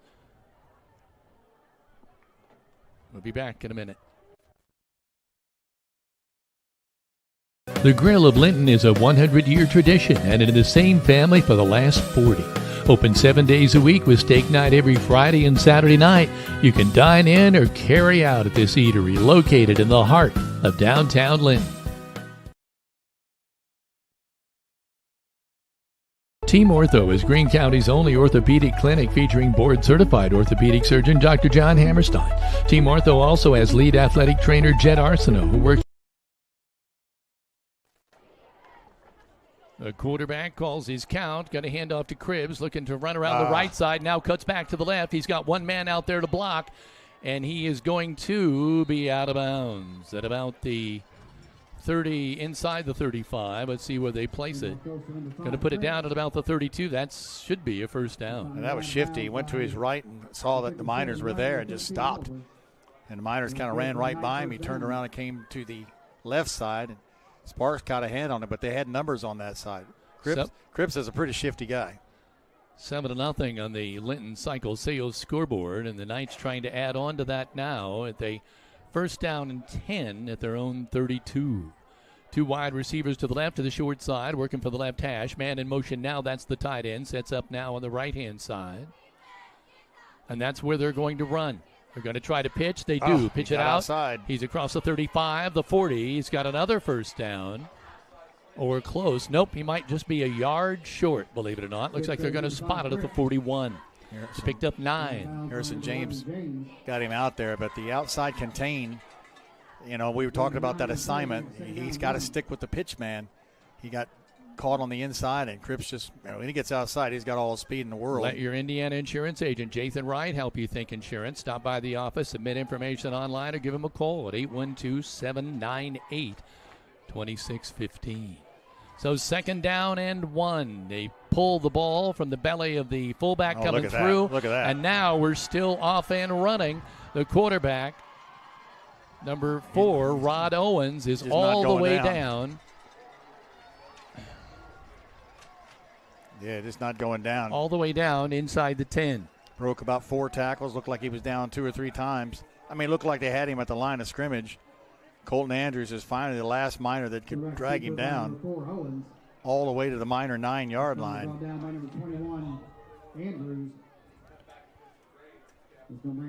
So they'll bring him out now. Owens. 2 wide receivers to the left, 1 to the right, working to the right hash. 1 setback. Owens waits to make the count, and now he hands it off. Cribbs going around left side. He's going to pick up about 3 or 4. I think he's out of bounds at about the 5. Still managed to get to the corner. Paul Oliver was able to chase him out. It'll be a long night of chasing this kid.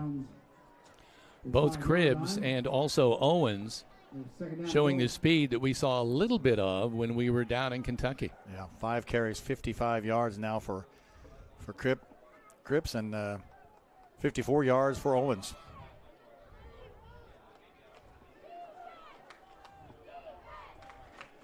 One wide receiver to the left, 2 wide receivers to the right. Owens. Man in motion, set at wingback on the left-hand side. They're going to give to Cribbs. He's going to work his way down to about the 1. Jimmy Wright got him from one side, and it looks like Goodman on the other side. So we have been now in the Stanger Homes red zone. Down at 3rd down and 1, ball at the 1. Basically, 3rd and goal, ball at the 1. This is 2 down territory in here.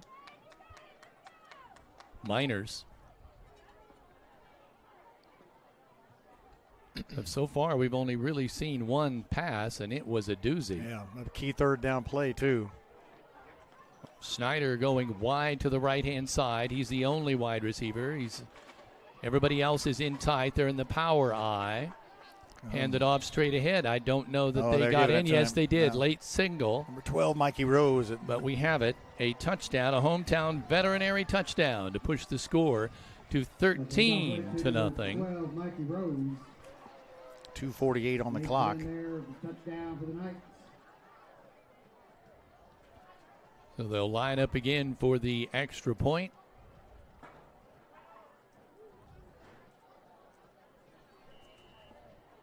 There's the go-ahead. Placement, and the boot is good. Yeah, that's Ventura. 14-0 right now. The Archbishop Alter Knights are showing that bus ride was not a difficult one as they've rolled to 2 unanswered touchdowns on the Miners' home opener. We'll be back. This is Rader Media Sports.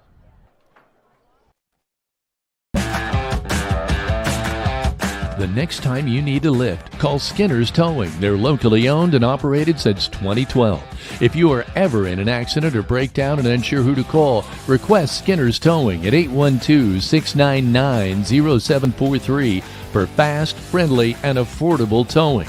No matter the vehicle, no matter the situation, no matter the climate, no matter the time.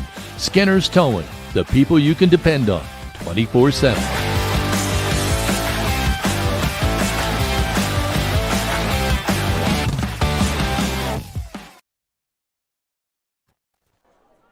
Welcome back to Rader Media Sports. Fish Monuments is located at 289 A Street Northeast in Linton. They will meet with you to design your special cemetery monument. Whether you're pre-planning or have experienced the death of a loved one, contact Fish Monuments in Linton or reach them by phone at 930-236-3002 today. Kevin. Ren Cottingham and Oliver Stevens deep. They're going to field that he ball and stepped step out of bounds at the 7. Gosh. Unforced error there. Oh, my. 1st and 10 inside the 5. The Miners have a long way to go here. And, in fact, now just don't want to turn the ball over. Yeah. It's at the 7-yard line. And just an unforced error there. I mean, I know he's probably thinking, I got to get it. Maybe it's going to die here, but got to keep your foot in. Just get a few more yards. Want to say hello to Elizabeth Mason that says, love our senior Grace Llewellyn, football manager, 4 years. Joe White says, let's go Miners. Corey Andrews checking in the ball game. Let's see, coming out is Oliver Stevens. Probably going to see more of a power lineup here. They've been trying that with, I guess, that 5-man front. And it's not winning. I think we need to try to get the ball out into 2 wingbacks left and right. 1 setback, man in motion. They're going to give to the man in motion, and they're spun down almost right away. Yeah, it was Cottingham, and Ogden was waiting for him. Maybe gets a. He didn't get anything. 2nd down, 10. Goodman going back into the huddle. Michelle Hollingsworth says, let's go Miners. And Becky Shreve says, watching from the baseball diamond. 2 wingbacks, 1 setback. Everybody in tight. 2nd down's 10 from the 7. Goodman's going to roll and get it out here into the flat. And it's incomplete. Came out pretty wobbly, but number 4 Owens was right there and put the pop on Oliver. Pass incomplete. Intended for number 13, Oliver. Fixing his pad as they head back to the huddle. That'll make it 3rd down and 10.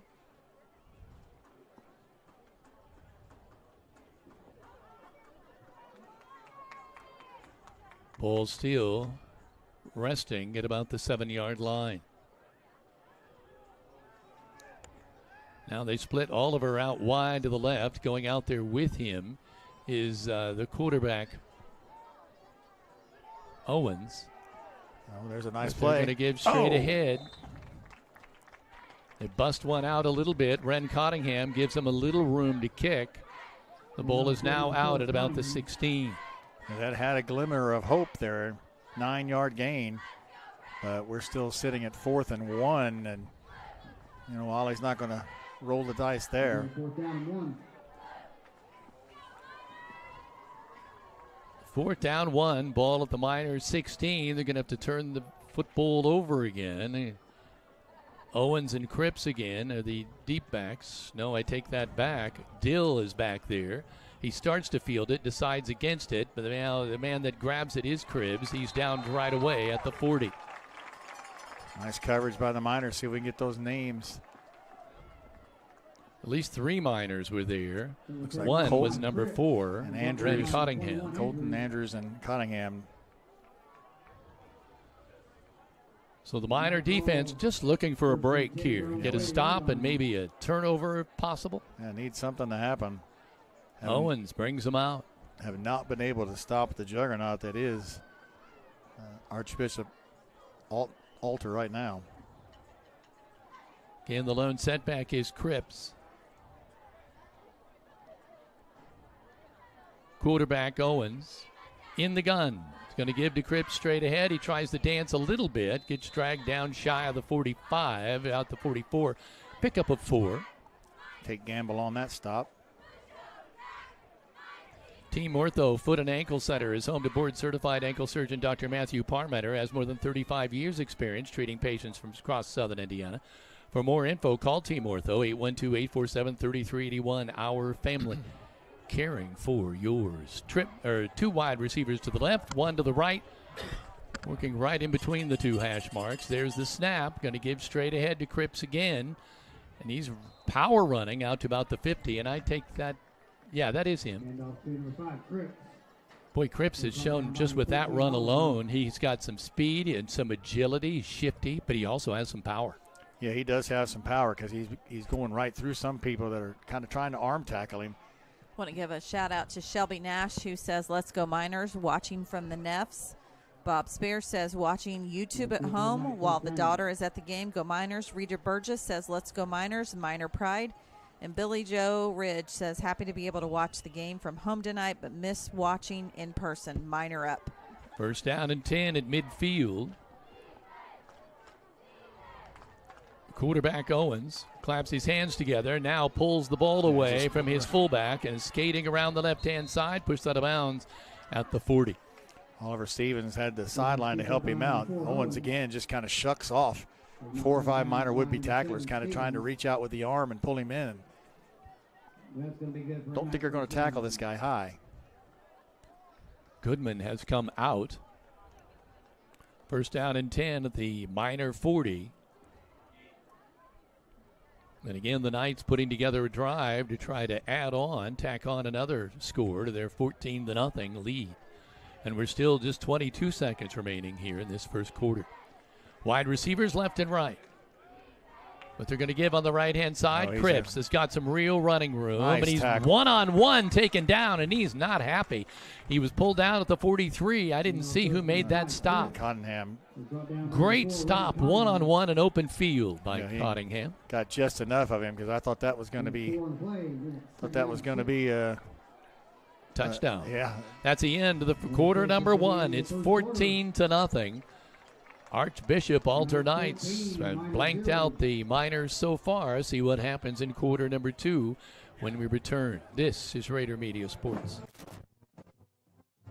It starts well before the lights are turned on. The grill at the Grill is fired up well before the front door is unlocked and the first customer ventures in. I've been coming to the Grill for 30 years. It's the best restaurant in Greene County. It's a Ling tradition that's lasted over 100 years and the same family for over the last 40.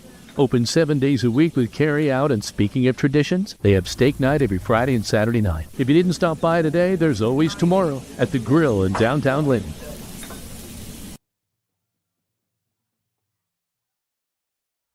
Crane Credit Union offers School Spirit debit cards that allow you to show your school spirit each time you use it, with a portion of the purchase being donated back to your school.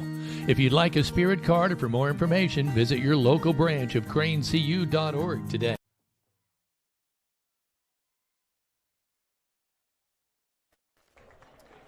Welcome back to Raider Media Sports. As the second quarter begins, we'd like to say thank you to our all-season quarter sponsor, Key Associates of Linton, your key to the very best. Contact Allie Walton-Jackson, Mary Beth Geralds, and Audrey Sparks of Linton today. Kevin? Miners taking position on defense as it's second and 6 for the Knights. Quarterback Owens retreats. Pressure from Oliver. Always got him. And he misses his man. Pressure from Paul Oliver on the left-hand side coming left to right. Forced that errant throw. And that may give us a window into something they maybe can do. Maybe he doesn't throw as well when he's on the move. Looks like he kind of tries to sidearm, kind of shoot it out there. But Paul definitely. He had a man wide open. Paul's pressure definitely made the difference in that play. Want to give a shout out to Andrea Ridge and Haley Franklin watching from the concession stand. Just underway, second quarter, 14-0 Knights. Wide receivers left and right. Cripps the lone setback, man in motion. That's Ize working on the left-hand side. They're going to roll that way and then pitch it. You got him. And there, Cripps is thrown down. Great play out there. Was that Colton 21? Andrews. And then he was helped out by Paul Oliver. But it was Colton Andrews. Colton's the first one to get out there. And they played that perfectly, and this is going to bring out the first punt. Took another look at that on the Greene County Vision Center replay. Great play by the Miners, forcing a 4th down and 10. Boy, the Miners with a great defensive stand there, Big D. See if they can do something with it. There's the boot. High kick. It's going to go into the end zone and out of the end zone. Wow. That was a good 50, 60-yard punt. Yeah, he was standing at the 50, and that went out the back of the end zone, so yeah. So on the Linton Cycle Sales scoreboard, it's 14-0. Hey, but that's a win for the Miner defense right there. Violet & Company's located in downtown Linton for flowers on all occasions. Find them on Facebook at Violet & Company to stay up to date with gift arrivals, upcoming specials, whether you're looking to brighten someone's day with a simple bouquet or celebrate a birthday, wedding, special occasion. They encourage you to live life in full bloom. And today they had their $10 grab-and-go special, so you could stop in and grab a quick hand-tied bouquet for your special someone. So if you were a lucky recipient of one of those, we'd love to see your photos on Facebook today. My wide receivers left and right. 1st down and 10, ball at the 20. Goodman's going to put the ball up in the air. Oliver's going to spin around. And, he almost had it. It went right off his fingertips. Paul had a chance at that one. Just couldn't quite pull it in. I mean, sometimes when you say football is a game of inches, that was the example. Yeah, that was the play we needed. It was right off of his fingertips. Heavy defense from Owens, but that pass was there. And Oliver, again, he just doesn't look like he feels right. He's coming off the field. Of course, after running 40 yards, I've already gasped and fell out of bounds over there. But he does look like he's got a little gait to him. That was a nice pass that time by Russell. Coming here, one wide receiver off to the left. That's Oliver Stevens. Man in motion, Cottingham. They're going to try to run in behind him, and they close the door on that immediately, maybe a yard. Yeah, from the backside, it was Dash Colker, a sophomore, 6'3", 211. He was right on that. Goodman's back before he even got to the line of scrimmage.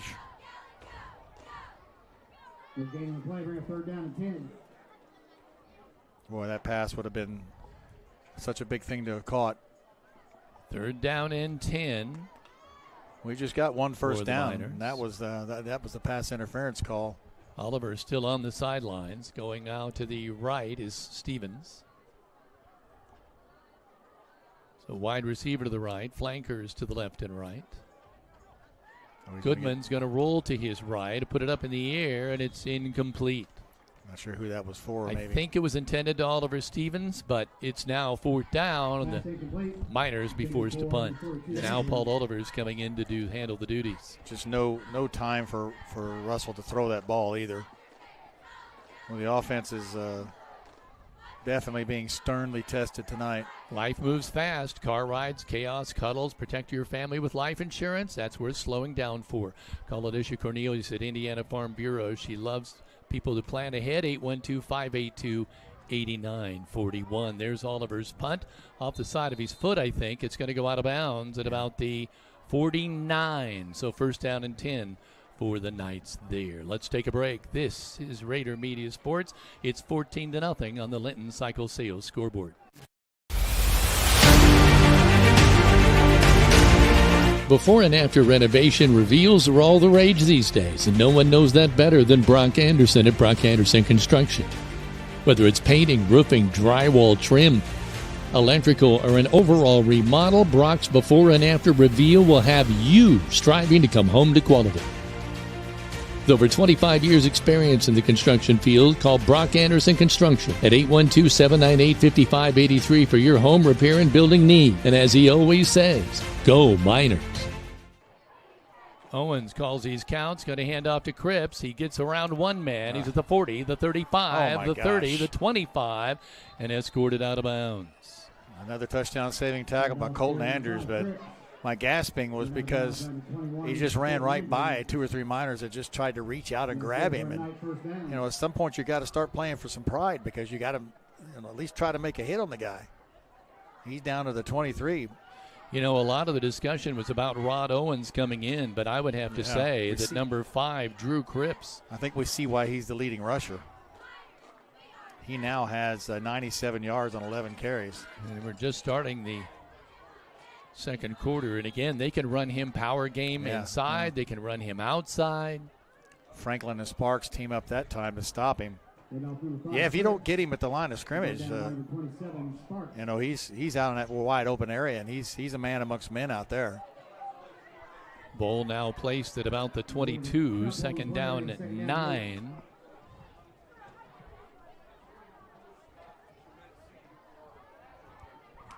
See what they come out in, kind of a formation. Number 16, Brooks going wide to the left. Number 2, Izay going wide to the right, along with number 1, Schneider. There you got it. They're going to give to the running back Cripps. Flag down at about the 27. Let's wait and see what that is. Gamble came in hard from the outside to make that hit. And we are let go. There's a hold call against them. That's the first Near penalty. fans rejoicing in that. Is your roof ready for the next storm?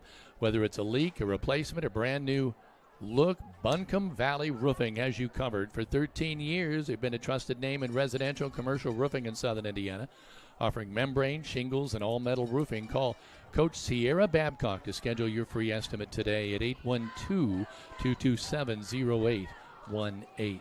Harvest season is coming near. Give Audrey Sparks at Richard Brown Insurance a call to make sure your farm and farm equipment are properly protected. Second down and 8. Ball now at the 31. No, it's about way back on that. I'm sorry. I was looking at the. There's a on the same play. Ball out of bounds over there at about the 21. Didn't make the catch, though. Flanders, I think, was the intended receiver. So that's twice now that Owens, when he rolls to his right, tries to sling it, and the pass is not really on target. Again, we had some pressure. I didn't get who that was on the backside. Ball is placed at the 31. Third down, now 18. Got a chance to. Third and long. Trip Haynes now in at nose guard. I wanted to mention him. You know, watching them warm up, though, their field goal kicker is good from here. I'll take the field goal. He can already make them. There's 2 wide receivers to the left, 2 wide receivers to the right. Again, Cripps the lone setback. Quarterback's going to drop straight back. And get around a couple people and then spun down. Haynes, it'll be fourth down. I just mentioned Trip Haynes and a gamble as well. You know, they're in a no man's land where they probably go for it. Well, I have to say, we asked you to post a picture where you're watching from, and I think this is going to win. Colin Andrews and his wife or girlfriend, you need to let us know that, watching from Greene County Hospital, waiting in the delivery room. Oh. So. Man, that's devotion. Be safe and congratulations. Yeah, Godspeed. They come out here, fourth down, 16, ball at the 29. By the way, keep us posted. Yeah, I was going to say, keep us posted on that. 2 wide receivers to the left, 1 to the. Leave us hanging. 1 man in motion now to the right, where we got Trips. We're going to drop back, and now he's going to roll that way. Try to get it up in the air. He does. He's got it to a man. He's got a first down and more inside the 20. Still motoring down to about the 17. They're in the Stanger Homes red zone once again. Well, you'll give up the pass, but you don't want to give up the yards after the catch. The yak. Yeah, he was able to make that. Griffin was able to make that turn against the grain, and the minor defenders weren't able to do it. Had a chance to get off the field. Ball at the 9. They're knocking on the door again. It's already 14-0 on the Linton Cycle Sales scoreboard, and 7:40 to play in this first half. Owens, the quarterback. Messed up there. Messed up a handoff. Now trying to get around the right side, and no dice. He's down. A great play there by number 14. No, Gamble, 44. Oh, was it 44? Okay. He's made some nice plays, this sophomore. Again, Paul Oliver coming off the field after trying to come down from the backside to make that play. Second down and goal. I want to say hello to Kimberly Spears, who says, watching from Kentucky after my hubby sent me the link. And we have to apologize. We don't know everyone's names, so please be specific whenever you comment if you'd like for us to give special shout-outs. Big hole. Hand off to Cribbs, touchdown. Right up the middle, nobody was there. 8 yards out, second down and 8. Just that easy. And now it's 20-0 on the Linton Cycle Sales scoreboard. Again, one big play was the difference in that drive. Yeah, we had a 4th down and 16, and, you'll give up the pass short. You just have to make the tackle. We had 3 guys down there, and he was able to get around them. And good play by Griffin, but you should have had him off the field. Hometown veterinary touchdown, and now we're getting teed up here for the extra point. Trying to make it 21-0, and they do easily. A host of kids back there to catch those extra points. It's 21-0. The Knights are leading the Miners with 6:52 remaining in this first half on the Linton Cycle Sales scoreboard. This is Raider Media Sports.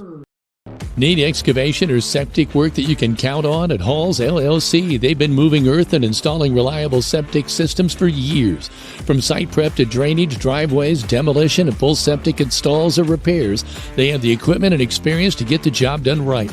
For residential or commercial jobs, big or small, give Doug or Jared a call at 812-699-0200. You may also visit Halls LLC on Facebook today.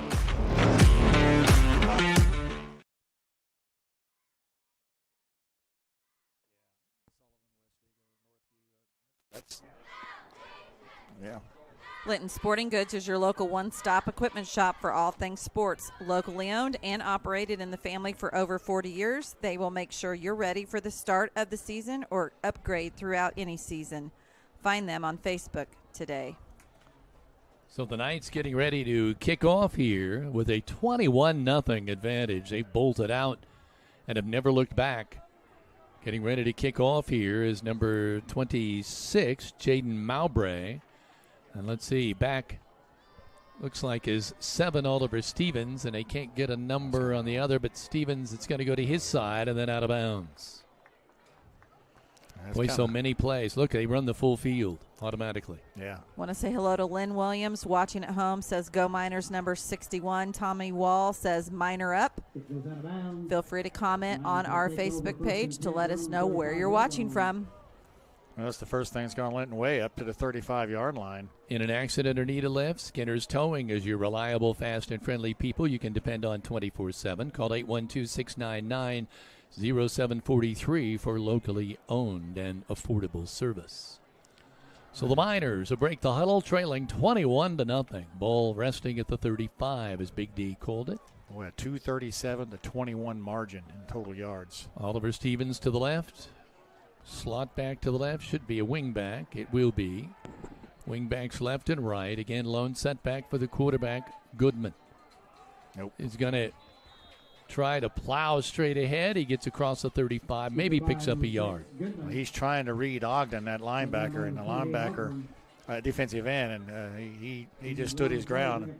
Okay, so Colin Andrews and his wife, Kendall Andrews, are watching. Little brothers, Corey and Colton Andrews, and I wondered if there was a relationship there as far as brothers or uncles. So we are very proud to have you join Raider Media Sports tonight. Oliver Stevens wide to the left. Goodman takes the snap, now retreats. He's in trouble. He throws up a Hail Mary, which bounces at about the 45, just shy of Paul Oliver. Some frustration on Paul. He just tried to cut back on it, but Russell didn't have any chance. He threw off his back foot trying to get it out there. And, of course, number 6 was right there with him. That is Noah Reed. Stops the clock with 6:10 now remaining in this first half. Second to be second down and 9 at the 36. We'd just like to get a first down. I mean, just to keep the ball out of. 21-0 on the Linton Cycle Sales scoreboard. Miners keep the ball have out yet to get anything going. Yeah, they've had a couple opportunities, but just... One wide receiver to the left. Goodman takes the snap. Powers his way out across the 40. Going to put it at the 41, which will make it third down and looks like about 5. We'll see. Body number 19, Reef Schneider.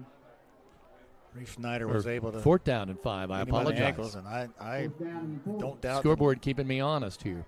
I don't doubt Linton was going to go for this because we're got to try to do something to make something happen. They break the huddle. Oliver Stevens split wide to the right, working on the near hash mark. Wingbacks left and right. Man in motion, that is Cottingham. So we got 2 wide receivers to the right. Be trying to draw them off because 4 yards, 5 would give you a first down. And now we've got Miners with a timeout. Timeout Miners. 5:24 to play, first half. 21-0. Knights on top. Autumn Trace of Greene County is the perfect setting for seniors to call home. Seniors can live as independently as they wish while enjoying as much supportive care as they may request in their daily lives from their 24-hour care staff. Call Jessica at 812-699-4464 to find out why so many of your friends and neighbors have already picked Autumn Trace as their choice to age in place. The Grill open 7 days a week with a large menu featuring daily menus. Dine in or carry out your favorites for breakfast, lunch, or dinner. Located in downtown Linton, this family-owned business has something for everyone, and Heather and I prove that point by eating there today. Need quality hardwood mulch, compost, tree removal, stump grinding? Call CAS Contracting, doing business as Kramer's Tree Service, who's been locally owned for over 30 years. They also specialize in land clearing and development. If it's an outside job, call 812-847-7221. 4th down and 5 for the Miners. Yeah, we're punting now. Big D was right. They probably tried to draw people off. Let's look. Well, Paul's thinking about it, and he got it blocked. He's got a ball that's blocked, goes out of bounds at about the 39. We saw him hold on to it a little bit at Corbin. He really was thinking about it. Number 0, Colker, got a hand on it. Didn't get all of it. So the ball is down, looks like at the Alter 39-yard line. Out of bounds at the 39-yard line. Are you looking for high-speed internet? Give Mike Morin a call at Midwest Satellite. He offers T-Mobile high-speed internet for $60 a month with debit auto pay. Midwest Satellite, 812-847-8848. Call Mike, and he says he will treat you right. The Knights break the huddle with a 21-0 advantage with 5:17 to play here in quarter number 2. 2 wide receivers left, 2 receivers to the right. Man in motion. That's Ize. Now it's trips to the left, 1 to the right. They're going to tuck it and try to get around the right corner. Owens is in trouble, and he goes out of bounds at about the 42.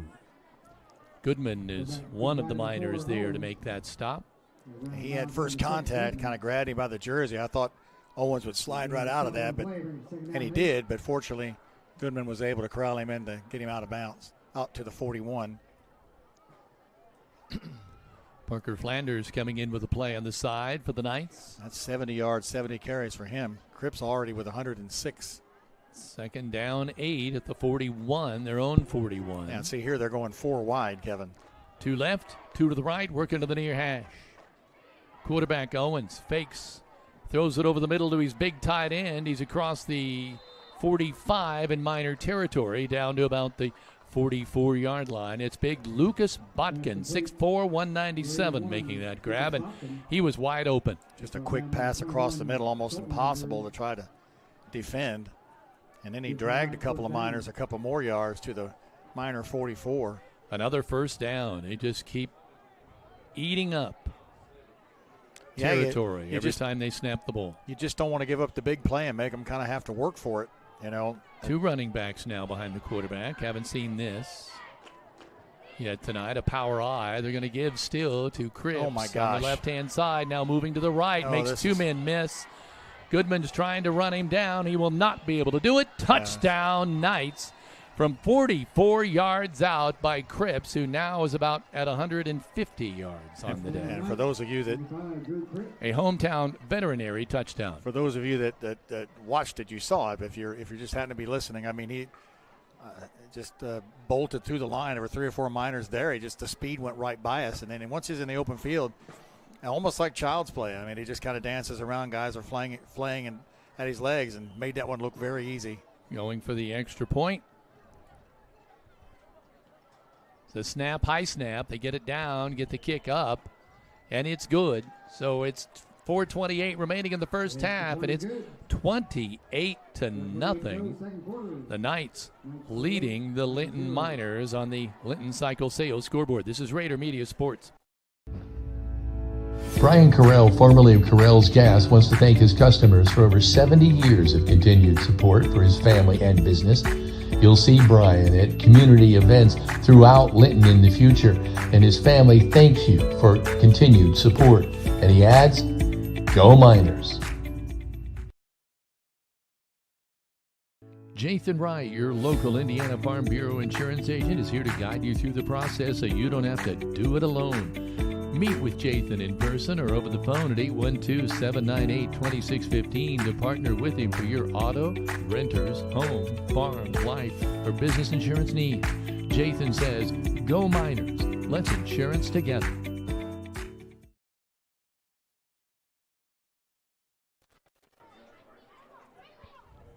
Welcome back. 4:28 remaining in this first half. 28-0. Be sure to stay with us for the Inman Realty Group halftime show. Certainly a lot to talk about after this first half so far. And not a lot of it good. Knights tee it up at the 40-yard line on the left hash. Two backs back for the Miners. There's the boot. It's going to be taken at about the 5, the 20, and that's where it's going to stop. Miners get a 1st and 10 out to the 20-yard line. I didn't see who that was, Big D. I think it was Cottingham, and Ogden's going to make that stop. 28, Ogburn. Boy, what you'd give for just a big play or just a first down at this point in the game. And these guys were the runners up 2023 in the state 2A of Ohio. And they lost last week. Yeah. And they play in a 6-school Catholic league, obviously a tough league. Oliver wide to the right.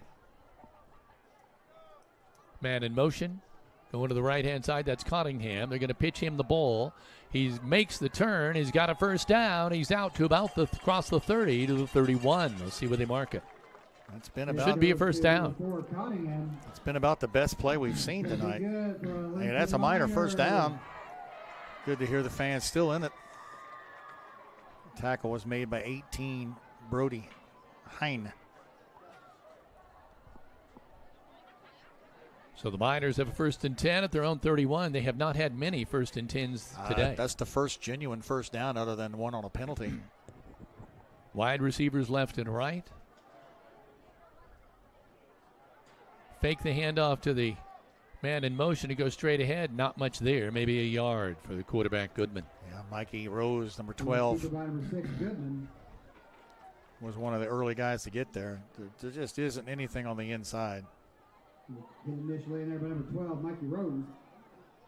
No game of play, 2nd down and 10. The passing has had some opportunities just off the fingertips a couple of times with Oliver. I'm surprised we're not trying to run that bubble screen out just to get the ball out. There's the count, working from the gun. Going to roll to the left. Throw it out here in the flat. Incomplete. Intended for Oliver Stevens at about the 42. Defense by Hine again. And I think really wasn't anywhere near Stevens. No, and honestly what it is Russell is getting heat. And he feels the heat even when the heat's not necessarily there. He's waiting for it to get there. So he's rushing that pass. It looked like he got that out there as quick as he could. And it could be the other thing around. It could be Stevens might not have gone the right distance, and the ball was supposed to be at a certain point. But at this Oliver point, to the right, 13 to the right, Stevens to the left. One running back in the sidecar, 2 wing backs working from the far right hash mark. Going to roll over here to the right. Now throw it back over to the right-hand side, and boy, it looked like there was a little collision at about the 45 in that pattern, but nothing waved, nothing flagged. The referee was right there. Goodman tried to throw across his body. That was a fairly good throw all the way across the field, but Cripps was right there. Like you said, it looked like they collided a little bit. So it looks like we're going to have to punt again with 3:02. Just want to get to the halftime at this point. Cripps is back deep along with 27 Cason Dill. Oliver standing at about the Miners 16-yard line to make the kick. I don't think we want to see anybody. Here's the snap. Sky. High kick. Cripps eyes it and then lets it go out of bounds at about the 20. They're going to say the 21. First down and 10 for the Knights. Mayor Preble encourages all to see all the community has to offer. He's committed to building a business-friendly environment so citizens can take advantage of job opportunities around the community, and you can stay up to date with all things Linton by visiting their website at www.cityoflinton.in.gov. Since 1954, Bob Walters Motors has been providing quality vehicles to the community, but they offer a full-service department ready to assist you if time is of the essence. So don't drive out of town for your service. Call 812-512-9857. A win here, Kevin. We keep these guys out of the end zone. First down and 10 for the Knights. Going over on the left-hand side and trying to muscle there. Wow, two guys pancaking somebody for the Miners. Boy, I don't know what that was all about. They were nowhere near the play. It's 22 carrying the ball. Gavin Torrell. And 22 Torrell. I believe we had Tackled in there by a host of Miners. Gamble was one of them in there. Gain 5 on the play. Second down. Clock running, 2 minutes, 20 seconds remaining in the first half. 28-0. Knights, the visiting Knights on the Linton Cycle Sales scoreboard. Owens under center this time with a full wishbone. He's going to roll to his left. He gets outside. Miners are out there, and they push him out of bounds. And I think that was a great play by Cunningham because you know, a lesser guy would have taken a cheap shot there and just hit him hard out of bounds. They just kind of give him the hands out there. Good play, because that would have been certainly a penalty. Want to say hello to Susie Lay, who is watching from home. Third down 3 for the Knights. Stop here and get the punt. That'd be I mean, you got to look for the positive in a game like this, Kevin, and you got to see who's not going to hang their head, who's not going to give up, who's going to keep going play after play. Snyder wide to the right, wishbone offense behind the quarterback. There you go. You got hand off. Ball's on the ground. But I think Cripps actually fell on it. Yeah, but that stops him. So they may have even lost a little bit there. It will bring up fourth down. That was Sparks, 27, that made the hit and caused the fumble. Gamble was right there as well, but it's a win for the Miners because it's going to bring out the first punt of the night. Back to punt is Micah Dorham, senior. That should be Green, shouldn't it? 94, Will Green. Is it? Yeah. We saw him. There's a boot. Oh. Miners catch it with a fair catch, a little bobble, but they were able to hang on to it, which is a good thing. The Miners cannot afford any more of that. Harrison James able to hold on to it. Gaither Power Sports is the area's premier golf cart dealership. Evolution Golf Carts starting at $67.99 with an 8-year lithium battery warranty and 0% financing available. Gaither Power Sports is also your local Aventon e-bikes dealership. Stop by Gaither Power Sports today. Miners with a first down and 10 at their own 43. This is about the best field position they've had all game. Goodman brings them out in the gun. Wide receiver to the left. Man in motion. They're going to fake to him. Goodman's going to drop back. He's got a man wide open and Oliver, and the ball's behind him. I know it's easy to sit up here and say the passes aren't there, but I also know that the white jerseys are coming in at him from all angles, and he's just trying to get the ball out there. But that pass was right there. He was wide open at the 50-yard line. Want to say hello to John Austin, who is watching from Mooresville, watching on YouTube, as well as Janet Hart, watching from Glenburn Nursing Facility, and says, "Let's go Miners." Number 7, Oliver Stevens coming to the left. Oliver going wide right. One setback, man in motion. Going to fake that way. Here Goodman's going to roll to his right. Oh, they're holding clearly there. My, oh my. That's about as they were beaten on the play, so they just reached out and grabbed by the pads and pulled. Is that Oliver? Yeah, that was. Pulled him down. There is a flag on the play. That was Owens. I think that there's 2 of them on him. So, you know, I think they do honestly teach you. If you're beat and it's going to be a touchdown, you reach out and grab. And that ball, I don't know if it would have been complete, but Oliver was open, and the pass looked like it was going his way. He had a shot to get there, but boy, 19. Rieschneider was right in Russell Goodman's grill. So we got to give him credit for just standing in there. Good for a Linton Miner. Still love hearing the fans be involved. They're good fans. They're always going to be involved. what The I ball's like. now at the 42, 1st and 10 Miners in Knight territory. Goodman rolls to his left, gets a ball out there, incomplete, intended for Oliver Stevens at about the 35. Pass incomplete, intended for number 7, Stevens. And that was just a step behind Stevens. Stevens with a little bit longer arms, might have reeled that one in. Russell's probably just going to have to slow down and just try to, take that extra second. But gosh, I wouldn't want to be in that position when you got these 6'5" guys crashing in on you. 1:09 to play in the first half. 28-0 on the Linton Cycle Sales scoreboard. The Knights on top. Goodman. Man in motion, fakes the handoff and gives it to the reverse. Ren Cottingham coming back on a counter play, and he just ran right into more traffic on the right side. He didn't have any room to go. 11 Manfrey and 0 Kolker. 3rd down 10. Clock running. We're under a minute now at 48 seconds to play in the first half. Going to roll to the right, put the ball up in the air. He's got a man out there, and it's overthrown. Goodman took a huge hit. I mean, he's getting up, shaking his head a little bit, but he laid that out there just, a yard away. Oliver had a step or two, but the ball was a good 2 or 3 steps ahead of him. It's 4th down and 41 ticks remaining here in the first half. I'm surprised we're really going to punt, but Oliver had to get up and come all the way back in order to punt the ball. The Miners take a timeout. That's a good idea. So 41 ticks remaining here in this first half.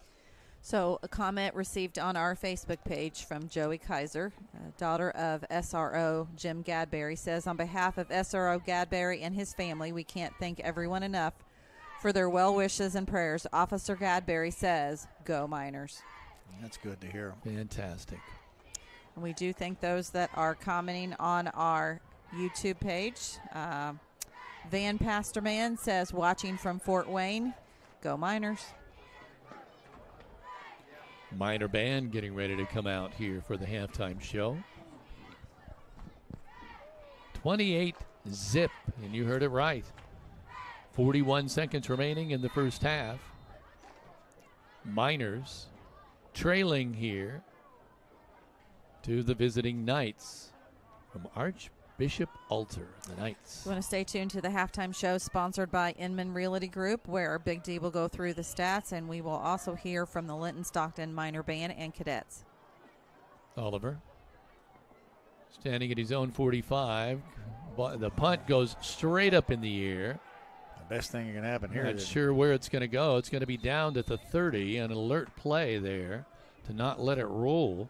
Looks like it's down by 21, Colton Andrews. And so it'll be 1st down and 10 for the Knights with just under 32 seconds now remaining in the first half.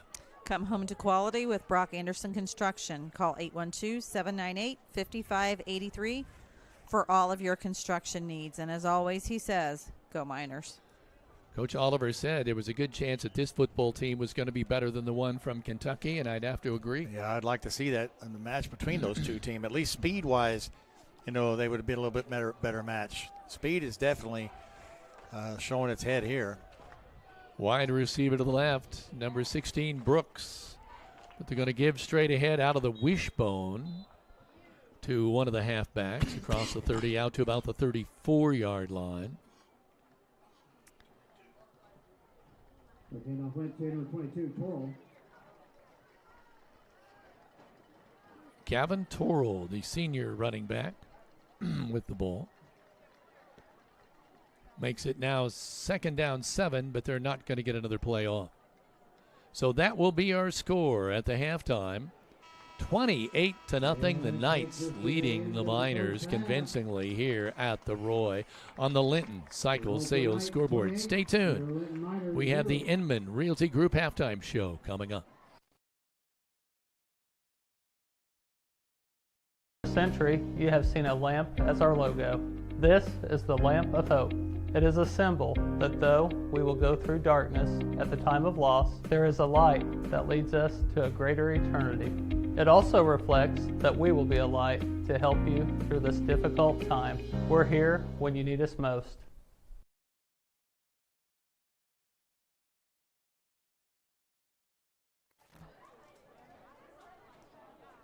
Welcome back to Rader Media Sports, and we will show this band performance along with the cadets in its completion under the direction of band director Alden Swaby as well as drum major Rose Wright.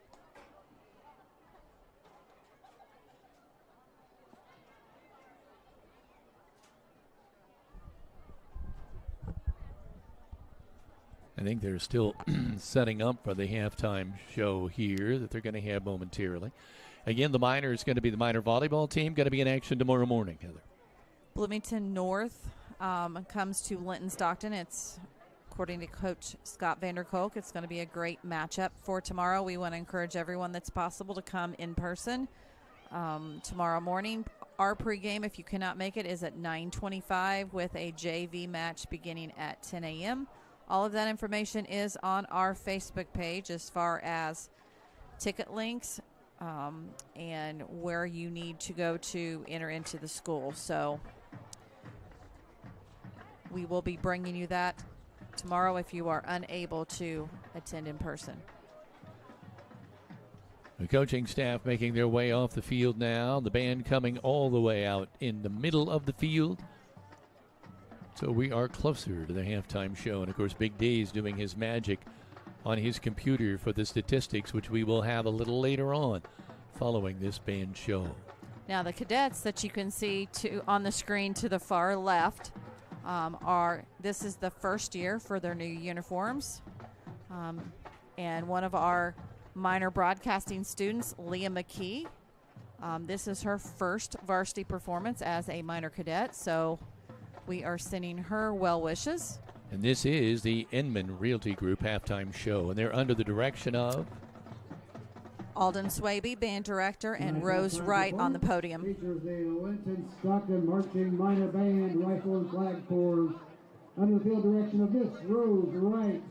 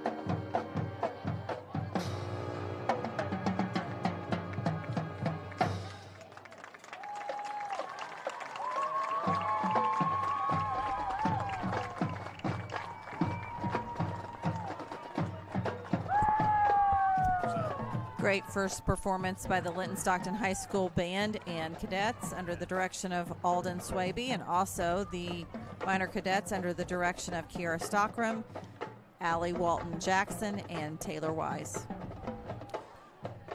We're going to be back in just a moment and let Big D turn loose on his stats as part of the Inman Realty Company halftime show. We'll be back in just a moment. This is a production of Rader Media Sports.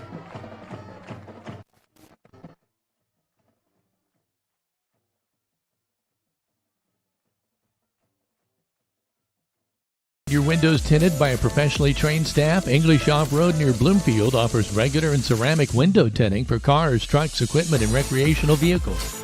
Call 812-384-5060 or check out their photos on Facebook today.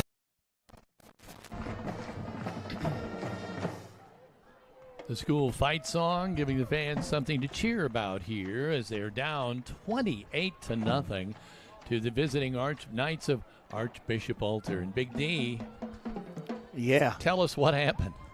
Well, I think the quick stat I can give you is total offense tonight after 2 quarters. Archbishop Alter with 302 yards against the Miners, 38. It's been a long time since we've seen the Miners really shut down. It's just been a quality defense that's not allowed Linton to do anything. Looking at the Miners offensively, rushing the ball, 15 carries, just 38 yards. 7 carries by Ren Cottingham. He's had the most success, 28 yards for him. 6 carries for Russell Goodman, 6 yards, only 7 yards. Aiden Sparks, 1 carry for 2 yards. Tate Gamble, 1 carry for 1 yard. The passing game, well, there's been some glimmer of maybe some completions. Russell just not having much time to throw the ball, and I think that's part of the reason why it's a 0 for 10 in passing tonight. So there's no completions. Probably going to have to do more of that in the second half to free things open. So the Miners with just 38 total yards, all of it on the ground. The other side of the coin, boy, this is a talented Archbishop Alter team, particularly Drew Cripps. He has 15 carries, 3 touchdowns, over 9.6 per carry, 144 yards. Just if he gets out in the open field, it's pretty well lights out. Rod Owens, the quarterback, he has 8 carries for 72 yards himself. Kevin Turrell came in late, 2 carries for 8. Mikey Rose, 1 for 1, but that was the touchdown. They have 225 yards on the ground, averaging over 8.6 per carry. When they've passed, they've been 3 of 5 for Owens, 77 yards. Jimdy Eze, I think you called it, 1 catch for 42 yards. That was on a big third down play. James Brooks with a 20-yard reception, and Lucas Botkin, he caught a 15-yarder down. Brooks actually was the one on 4th and 16, converted that into a big gain. A couple of times the Miners could have made a stop and got off the field. So they're not helping themselves on that cause. Defensively for the Miners, Colton Andrews, the safety, never good when the safety's your leading tackler. 7 tackles. He's got a half a tackle for loss. Goodman with 4, Oliver with 4, Tate Gamble and Harrison James. Good to see Harrison back in the contest after missing a week. He has 4 tackles as well. Not really much in the way of tackles for loss. Aiden Sparks has 1. He caused the fumble there that did stop one of the drives for Alton. It's Reese Schneider, who has 3 tackles. Dane Colker with 3, and Olgan Ogburn with 3. Body and Manfrey linebackers each with 2 as well. They haven't been able to get to Russell Anderson and Goodman in terms of a quarterback sack, but Russell is feeling the heat coming from all angles. And I don't know what you tell yourself at halftime, Kevin, when you're down 28-0. I think they're going to get the ball to start the second half. So I'll just say it. You just have to start. You really have to play for pride. And I think this is where coaches look to see who hangs their head, who doesn't give 100% every play. And maybe you also see some younger kids get in there, maybe a shot. I don't know if this will put them out there in this kind of atmosphere, but, this is where you learn. I know Trip Haynes last week came in a Monrovia game. he had 4 rushes of the quarterback that I think he's surprised to spark. But you just got to say Alter's in a different league right now. Well, one thing you wonder is there a possibility of bringing Paul Oliver in at quarterback in the second half? But when you're down 28-0, I don't know if you want to risk an injury that way. Yeah, and he's come off a couple times already, pretty beat up. But Russell Goodman, he's taking a pretty good beating at quarterback as well. So your offensive line is going to have to find some way to dig in deep and maybe make some things happen. And Linton not been in this situation a whole lot. State championship game with Adams Central was one of them, and but we'll just see what we're made of the second half. I know everything's about getting the team better. We said against Corbin we didn't think we'd see a better team all year. Well, I think we're seeing a better team. You are listening to the Inman Realty Group halftime show. By the way, that second quarter was brought to you by Key Associates of Linton, and we are broadcasting from the Walton Funeral Service press box. This is Rader Media Sports. He'll fire his 3.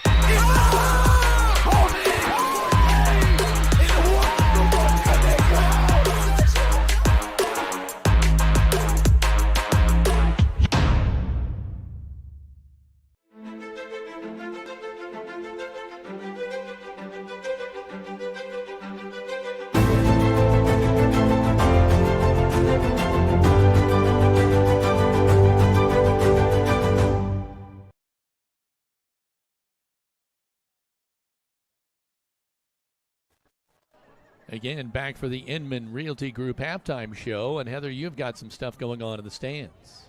Well, courtesy of the Linton-Stockton Athletics page, this photo was posted just momentarily. Obviously in neon night, the light up the Roy, and you can see a number of members here of the Pep Block. And just a quick reminder that Pep Club meetings happen Friday in the Connection Center during high school lunch, and you can see a number of members of that Pep Club here pictured on the screen. I'm seeing lots of glow sticks, lots of foam sticks going around that were available for purchase. And just one quick reminder that we would love to see your pictures on either how you're watching in the stands or how you're watching at home. Post those on our Facebook page under the post that asks for the photos, and all photos are going to be entered into a drawing to win $100 cash at the end of the 2025 football season. Kevin? And so there is that. It is 28-0. And Big D, you have some scores? Yeah, it's kind of scouring. I don't have a whole lot, but Forest Park's over Washington 23-7. Springs Valley over Paoli 28-14. North Davies putting a whooping on Eastern Green 67-0. Park Heritage surprisingly 20-0 over South Vermilion. Monrovia, who we beat last week, playing 5A Kokomo tonight, and they are up 22-15 at the half. So I know North Posey and North Knox is on the agenda tonight. North Davies with that big win, maybe they'll drop Eastern Green and pick us back up again. Who knows? Wouldn't bet on that. But the other thing I could talk about a little bit is, we haven't talked much about the sectionals or the teams that are going to be facing this year. Brown County's opened up 0-2. Greencastle is 0-2. We don't play them in the regular season this year. Mitchell, another one of our sectional teams, they've been pounded twice this year. North Posey is probably the big team. They've beaten Southridge 28-27 and Tecumseh 34-0. They're facing North Knox, and now South Vermilion was hammered by Sullivan last week 56-7. Let's not forget the Arrows are on the horizon for next week. Pike Central is 0-2. The Arrows are 2-0. Tonight they'll be tested by Northview. And of course, we've got the Boonville and North Decatur coming down the road as well. Heather? We want to give some more shout-outs to those that are watching or listening. Mike Morin says, watching YouTube broadcast live from the Eleanor Antique Show. Also, Martha Butler watching from the stands. Brittany Lynn says, great job, band and cadets. Brian Mifflin says, watching from Northport, Florida at our home. Brian and Rebecca Mifflin and Belinda Fish Fonderheide. Mike and Belinda watching from Gulf Shores, Alabama. We also want to say thank you to those that are watching on YouTube, but those too that are here in the stands and listening to YouTube for Kevin and Dan's play-by-play. We have on the fence there at the Cash Gate entrance as you walk in. You have the opportunity to scan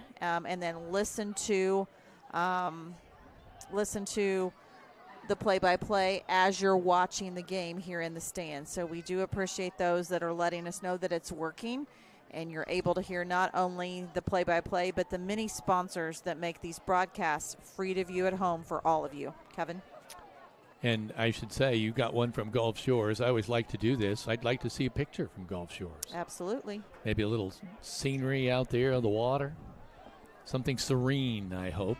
We're still nowhere near. I know the clock has now expired, but I don't think they're going to be a couple more minutes before we can get started here in the third quarter. But it will be an interesting quarter to come. Let's take another break. This is Rader Media Sports.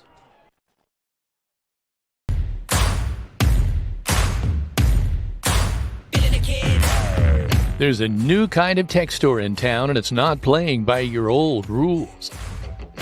Welcome to Tech Shack in Linton, America's newest technology store for hands-on tinkerers, off-grid thinkers, and everyday problem solvers.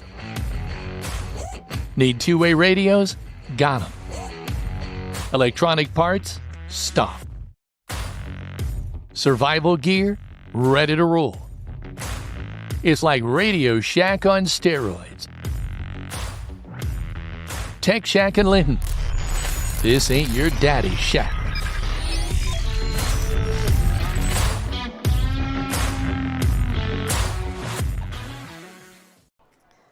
Welcome back to Rader Media Sports. You just saw an ad for Tech Shack of Linton. We want to remind all of you to stay tuned to the post-game show following tonight's game, as Kevin will be joined by Coach Brian Oliver. Big D will have his stats. We will do a sponsor wrap-up and a look ahead to what is next for the Linton Miners. Kevin? Both in football and in volleyball, because the Miners will be active early tomorrow morning. A couple more scores for you, Kevin. Okay. Northview's on top of Sullivan 21-6. North Vermilion 14-0 over Covington. Vincent's Lincoln and Mater Dei are in a 7-6 contest for the Wildcats. Bloomington South's on top of Terre Haute North, and Southridge 14-6 over Boonville. Did you say Monrovia was leading Kokomo? Did I hear that earlier? 22-15. So, a quick reminder, Kevin and Dan. A year ago tonight, we were in Western, up near Kokomo. Seems like an eternity ago. It does. Absolutely does. That was before I had the eye surgery, and I had to drive home, and that was a fun night. You have been listening to the Inman Realty Group halftime show. Well, it's like we said, Kevin, this is where you learn a little bit. You kind of have to dig. You don't find yourself in positions like this very often. And, the Linton kids are kids that never say die about anything, so they're going to dig in. And Coach Oliver said in the pregame show that it would help them prepare because every game out will be something different. And in this case, I think, again, we heard so much coming into this ball game about Rod Owens, but to me, Drew Cripps is off the charts. Yeah, and you got to give shout out to that offensive line for Alter, because they're knocking over some big holes out there. And these are some big guys. I want to go back and try to find their sizes: 6'5", 272, 6'4", 228, 6'5", 210. And we'll probably see some of their second guys probably get a chance in here as well. This third quarter will be brought to you by Key Associates of Linton. Kevin, you ask and you shall receive. Here is a picture of Gulf Shores, a few pictures of Gulf Shores, Alabama. How cool is that? This is on my bucket list. Can we share these or no?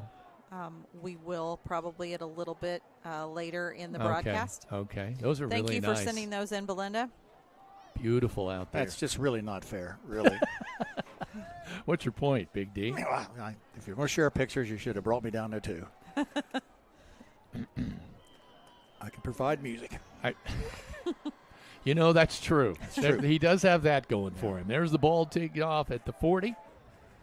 It's going to bound to be caught at about the 20, running straight ahead. So far, nobody touching Cribbs. He's across the 40, the 45, and still going out to about the 48. He's almost at midfield. Wow. As soon as I saw 5 pick it up, I thought, oh, no. it's like everybody else is standing still. Yeah, I mean, we're hitting him, and he's just rolling right off of it. So is that a lot like the running back we saw, although I think he was a flanker, really, but was it Epson or Estep? Estep, yeah. Who just, when he had the ball, it just seemed like everybody else was standing still. And courtesy of Belinda and Mike von der Heide, here is your Gulf Shores moment. Thank you very much. Beautiful. 2 wide receivers to the left, 1 wide to the right, working in the middle of the football field. Owens claps his hands. Going to give it to his running back across midfield into minor territory at about the 48. Cribbs again. That time looked like Andrews. The older Andrews. Corey. And Sparks going to get in there as well. 3 on the play, and 2nd down and 7. 2 wide receivers to the right, 1 to the left. Owens brings him out. He's going to give again to Krebs. Across the 45, down to about the 40. Nope, inside the 40 at about the 39. Boy, just first down after first down after first down. They just keep. Yeah. They don't have to pass.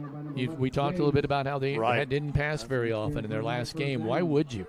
Jimmy K. Wright, one of the guys, looked like Harrison James as well in there. Cribbs kind of pulled them about 8 yards into the down to 39-yard line, 156 yards, 17 carries. 2 backs left and right behind the quarterback, Owens. Now it's a different formation. Going to give straight ahead to number 2. Nope, the quarterback keeper flagged down, and so's the quarterback at about the 37-yard line. Let's see what the flag is. Nice tackle by Oliver coming down from defensive outside linebacker. I didn't really see anybody out there. Explaining the call to the white hat. Pushing the back. Pushing the back on the offense. Going to march that off. And it's funny to me, that's the one play that we've actually made a stop there. You know what? Owens looks like he's limping just a little bit. Yeah, now he bends over to kind of rub his ankle a little bit. Boy, you'd hate to have a guy get hurt, one of your quality players, in a game where you're ahead 28-0. But we've seen that happen before. Want to say hello to Jamie Abbott-Martin, who's watching from home, and Ellie and Cole Martin say, go Miners. Schneider to the left, 2 wide receivers to the right. 2 backs behind the quarterback, Owens. The snap, going to give straight ahead, and Aiden Sparks. Sparks had enough. He spun that one down at about the 49. They might give him to the 50. It was Cripps, but he didn't have time to get the motor going that time. That time Aiden jumped in there, gets a tackle for loss, a loss of yard, and that's what you want to see. That's what you want to see. Who's going to step up and try to make plays and never give up. That's what I like to see. 2nd down, 21 for the Knights, who lead 28-0 on the Linton Cycle Sales scoreboard. We're in the 3rd quarter. Owens claps his hands, going to come over on the left-hand side. Oliver has him along with a host of other Miners. Oliver and Colin Andrews, Corey Andrews, and I like seeing that too. So now you got a chance to get them off the field. 3rd down and 21. The last time we saw something this long, they hit a pass play. Right. And one of their few. How many times? They've only thrown about 3 passes. 5 passes and hit on 3 of them. Yeah, it's the 3 I remembered, I guess. Well, we had a 3rd and 16. Actually had a 4th and 16. 2 wide receivers to the right, 2 wide receivers to the left. Lone setback, working from the gun. Need pressure. Quarterback, Owens, standing at the zone 45. Retreats. He's going to run. Now sees a hole. Nope, moves forward, throws it to a man short of the first down at about the 39. But it'll be 4th down and 9. Let's see if they go for that. That was Flanders, and that's what you like to see. Keep everything in front of you. Don't give up the deep pass and make the sure tackle. So 4th down and 9. They pick up 9 tonight like it's there's no reason a yard. I would imagine they'll go for it. No reason to punt the ball at all. Unless they want to kick a field goal, which wouldn't surprise me. It'd be a pretty good kick. But these days, kickers are kicking these things. I saw one from 60-some yards. In warm-up, he was hitting from the 40 easy. 2 left, 2 right. 1 setback, Owens. Fakes. Blocked. Throws the ball, and it's blocked by Oliver. Was it a fumble or an incomplete? They're going to rule an incomplete. Oliver chased it just in case. That would have been a fumble. And there's a win. Right there's a win for the Miners. The defense steps up, and they now get a 1st and 10 at their own 39. And that's what I like to see. Auto Tech Collision, located in Linton, offers a full-service body shop with over 30 years of exceptional auto body repair knowledge. We also do brakes, shocks, oil changes, 345 14th Street Northwest. Stop in for a free estimate. Miners break the huddle. Let's see what they can do. 1 to the right, 2 to the left. 1 running back. They throw over there. Just a little. Got knocked down the line. Not sure who got it, but he was looking for Paul across the middle. Yeah, Paul was cutting across the middle. They're going to try to get him the ball that way. But as Big D points out, batted down at the line of scrimmage. Yeah, and that one looked like it was going to be on target. Paul had made a nice inside move at about the 45. We just need a little bit of a break, something to go with Miners' way. Man in motion, that's Dalton Reed. 2 wide receivers to the left, 1 to the right. Wingback also to the left. Oh, wrong way. Goodman is snowed under. That'll be a loss of a couple. Mikey Rose getting back there along with Manfra.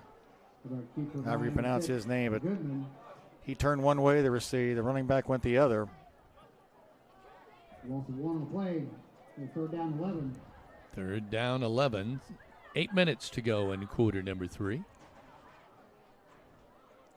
28-0. Knights on top on the Linton Cycle Sales scoreboard.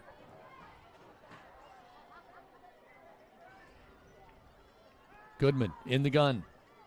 Man in motion is going to fake both ways. He's getting run down, tries to throw a ball, and it's going to be intercepted. We're going the other way. Picked off at about the 39. Owens. Goodman was under pressure constantly. He had nowhere to go. Nowhere to go with that. It's amazing he got away at all. T-Bone Howard says, come on, boys. Hey, we need some T-Bone Howard out here.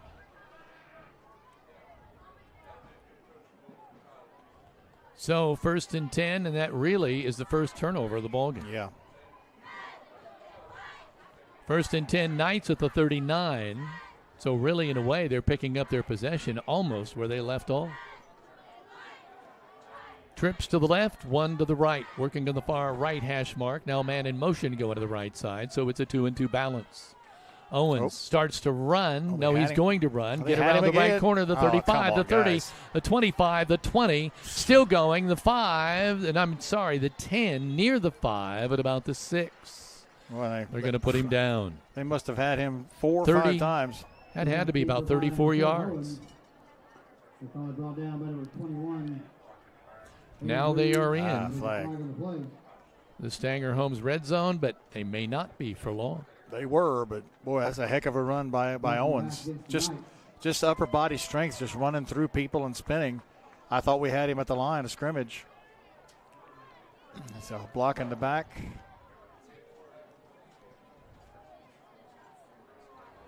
Put the ball back up on the 40-yard line. That must have happened at the 30.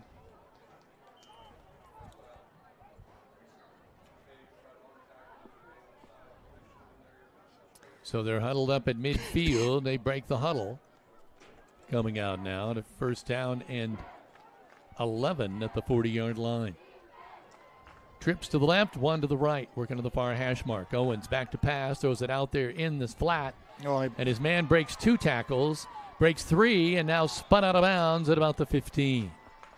Yeah, they're just physically breaking every possible tackle that we have out there. Who was that again, number 2? I'm waiting to see. A trainer has come out and walking alongside him now, and I can't tell on the far side. Now he's well behind. I think it was number 2. That's good for a night 1st down. 1st and 10 in the Stanger Homes red zone. 7:12 to play in quarter number 3. Owens brings him out. 2 wide receivers to the right, 1 to the left. He's going to hand off to Cripps. He goes around one man, goes around a second man, jukes another one, and he is in the end zone. 6 guys had a shot at it. Oh, my. Boy, I don't know that I want to be hometown veterinary touchdown. I don't know that I want to be in the screening of this, because there's this guy's missing tackles left and right. Now, got to give credit to Cripps because he made all that happen, but boy, you've got to be able to tackle the guy.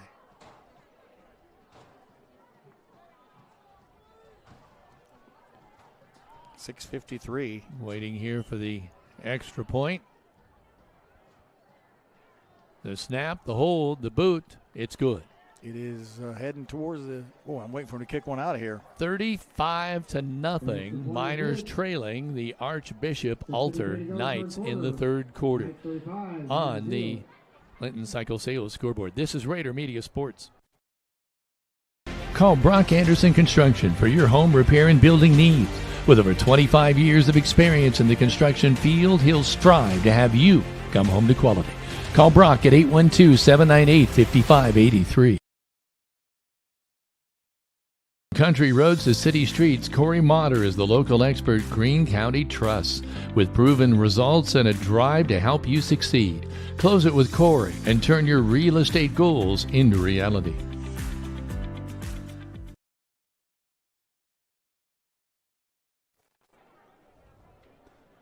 Welcome back to the Roy. 6:53 remaining in the ball game. 35-0. Miners trailing the Knights from Archbishop Altar. Made the trip from Ohio to play this football game. They called the Miners and got them signed up to a 2-year contest. It'll be interesting to see if that still holds true. There's a boot. Going to go out of bounds eventually. It almost didn't at about the 3. Well, the one negative performance tonight for Altar has been 2 out-of-bounds kickoffs.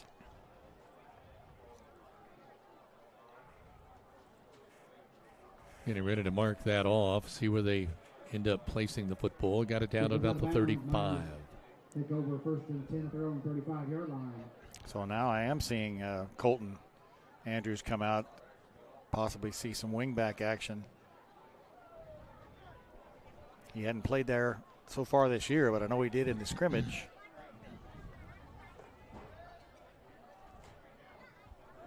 He's definitely going to be a kid to watch for the future, just a freshman. Miners break the huddle. Russell Goodman, the quarterback, working from the gun, bobbles it right away, picks it back up, is going to get hit, and he does. Not before he's able to throw the ball out there. Body number 8. That's incomplete. I think Russell's going to be seeing white, brown, and yellow in his dream tonight. Tough outing for the Miners tonight. 2nd down, 10. Again, the ball resting at the 30, their own 35. And you know, we came into this game knowing, we knew this type of opponent was going to be extremely tough. It's not a surprise that we're a little outmatched. Wide receivers left and right, man in motion. They're going to give to the man in motion, but there's immediate flags. Let's see what that is. We're going to have a procedure call. Against the Miners. How many penalties have they had tonight? Well, let me tell you. I don't think the Miners have had many penalties tonight, have they? 1 for 5 for Linton, 5 for 43 for. We're winning that battle. So it puts the ball back at the Miner 30-yard line. Ball right in the middle of the football field as the Miners break the huddle. Oliver Stevens wide left, Paul Oliver wide right. Again, wingbacks left and right. One running back looks like Aiden Sparks. Man in motion. They're going to go over the left side. That's Andrews. Out to about the 33. Goes to number 21, Colton Andrews. First carry of the year for him, brought down by Reese Snyder. Every time I say his name, I say Coral in my mind beforehand. About 3 on the play, Rick. 3rd down and 12. You know, I don't think anybody's left. Well, I like that.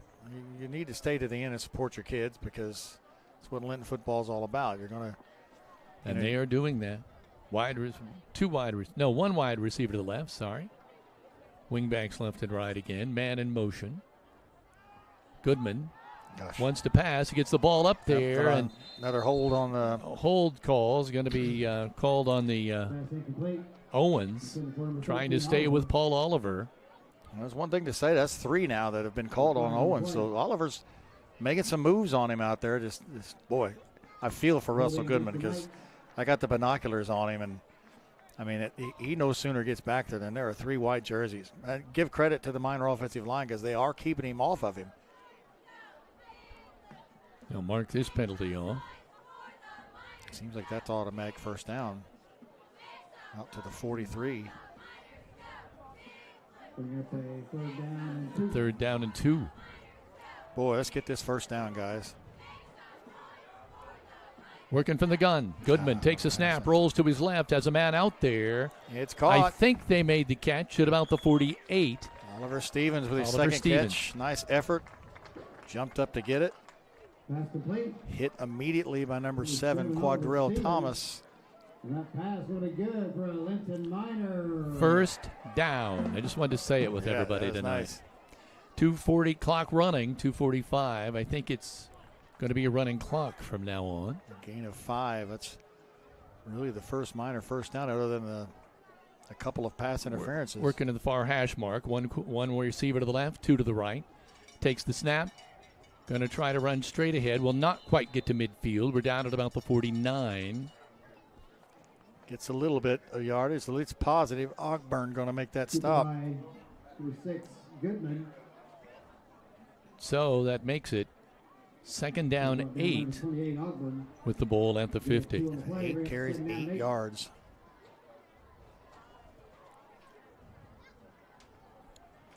Goodman brings him out of the huddle. Again, he'll work from the gun. So is that Andrews still the setback? We got Gamble back there and Tate Campbell. Cottingham and Andrews at wings. Man in motion. They're going to pitch. Coming around the right side, cut through the middle. There you go, kid. Makes 1 man miss, makes 2 men miss, and we're down to the 31. That's as close as the Miners have been to the end zone tonight. And Israel Jamaica makes the touchdown saving tackle. Oh, we got a flag at the 48. Oh, my gosh, I didn't see it. Didn't see the laundry. At the 46, and that's going to bring back a... Holding against the Miners. Oh, boy.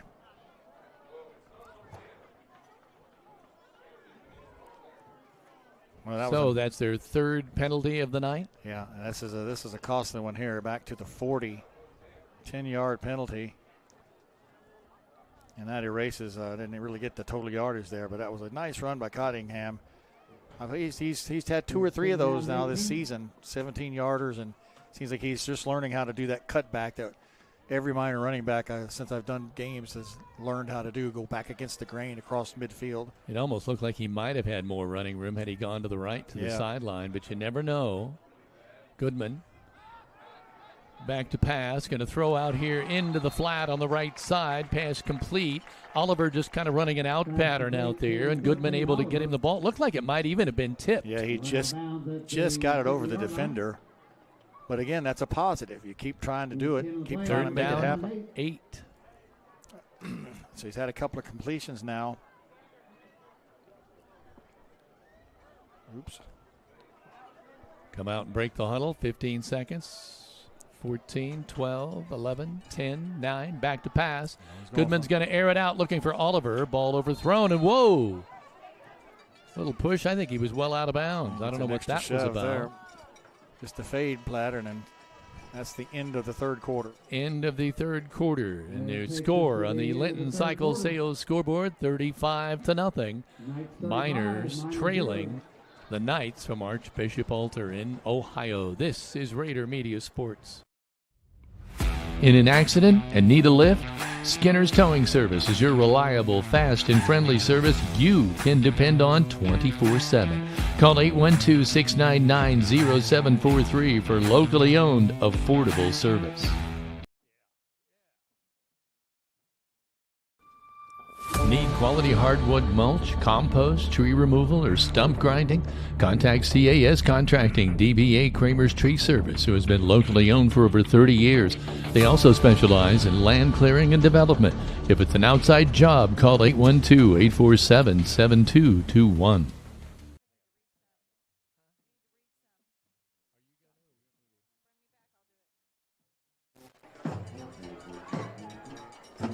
Welcome back to Rader Media Sports. Line-X spray and bed liners and undercoating are now offered in addition to lifts, wheels, tires, emergency lighting, and more at English Off-Road, your one-stop shop for all your vehicle accessories. Find them on Facebook today. Choose Powers Orthodontics, the only orthodontist in Greene County. They offer braces for all ages. Kids 7 to 11 can join the free club for free exams and discounts. Visit them in Lyons or Terre Haute. Book online at powersortho.net or call 812-659-9100. Getting started in quarter number 4, brought to you by Key Associates of Linton. We're broadcasting from the Walton Funeral Service press box. And right now, the Miners with the football at midfield. 4th and 8. Oh, he's got him. Pass over the middle, complete.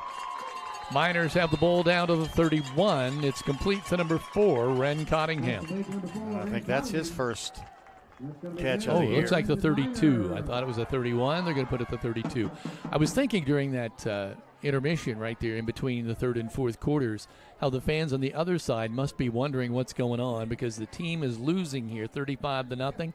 But the fans are still here, still singing, still enjoying the night. I think that'll make them go home back in their kids, knowing that Linton is a good sports community, a good community all the way around. Had good sportsmanship tonight as well. First down and 10 at the 32. One wide receiver to the left. Man in motion. They're going to give to 44. That is Tate Gamble up the right side. Tate is down near, I was going to say the 25, but it's going to be, looks like at about the 26-yard line. Put his head down, made some contact with Owens.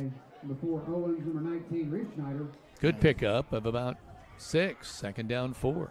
Want to say hello to Terry Schaefer-Smith, watching from home, says, let's go Miners, as well as Ryan and Caitlin Mullis, watching from home. Way to go, Cadets. We love you. Great job, Chelsea Rose, and says, go Miners.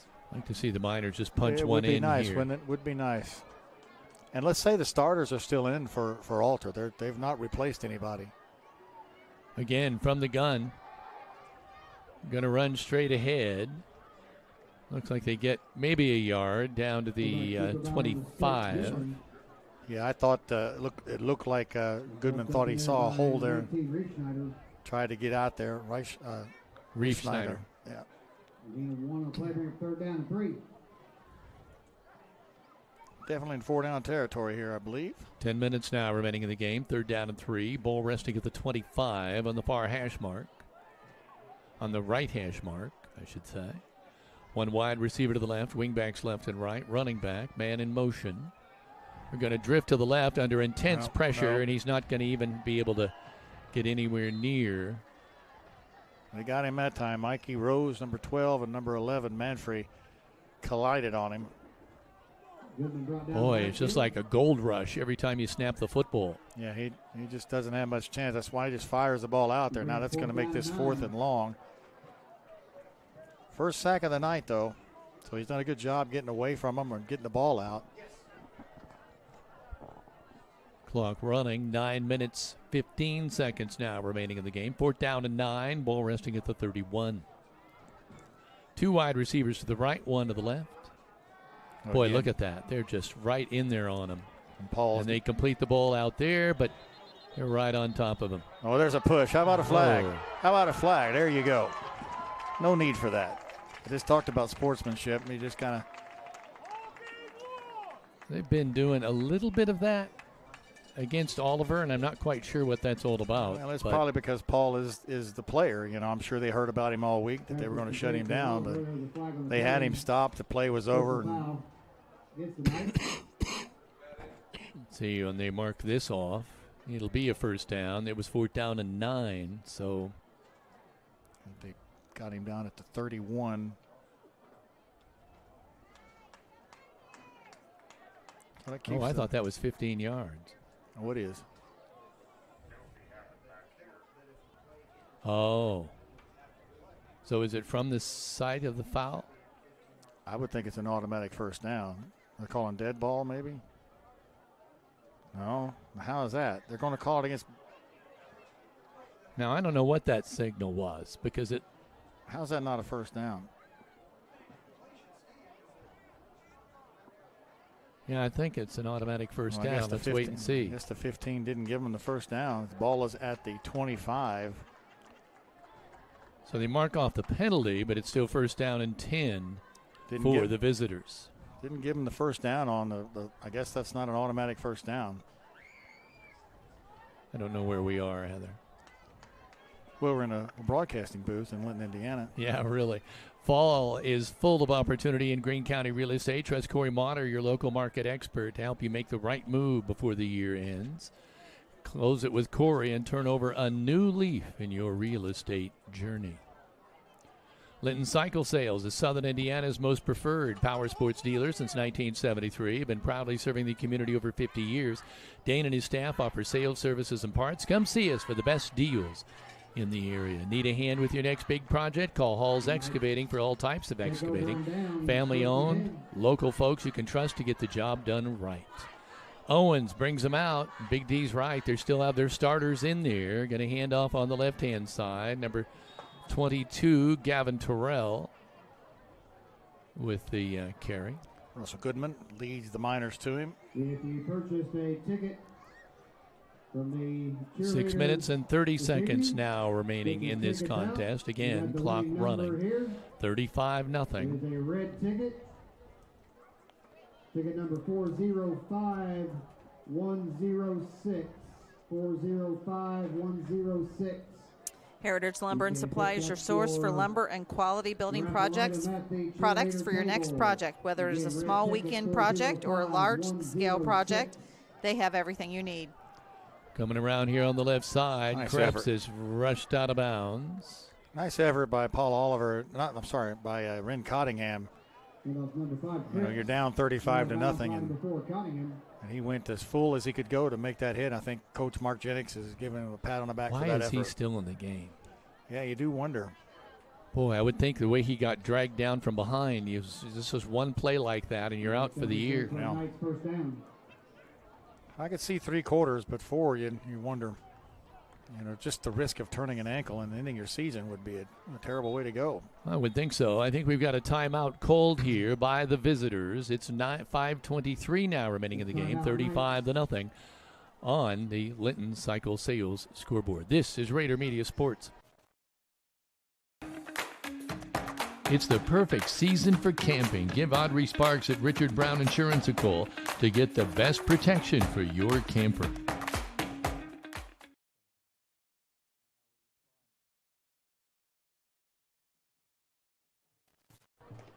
Welcome back to Rader Media Sports. A quick reminder that the next Miner outing for Linton Miner football here on the screen is at Sullivan next Friday evening. We will have pregame at 5:55 with kickoff at 7 p.m.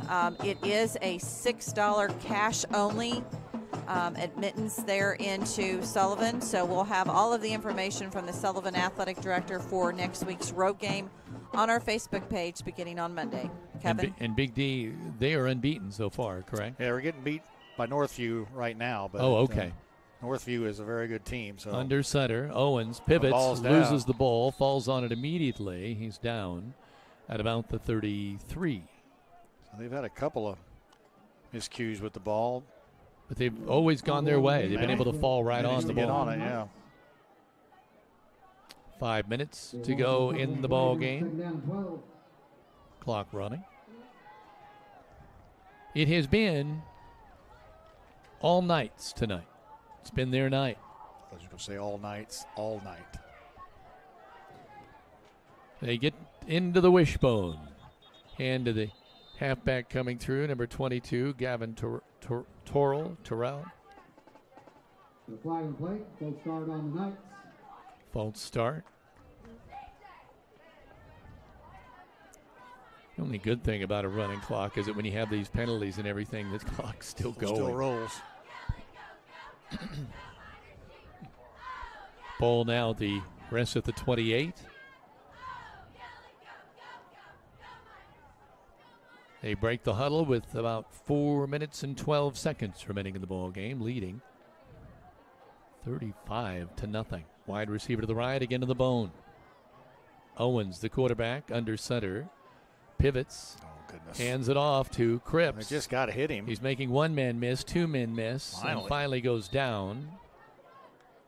But not until he's out of bounds. Tyler Franklin finally gets enough of him. Boy, he just weaves and bobs and weaves all over the place. Brought down number 54, Franklin. I guess I make it sound so easy to do him, but you reach out there to make the hit, and he's just gone.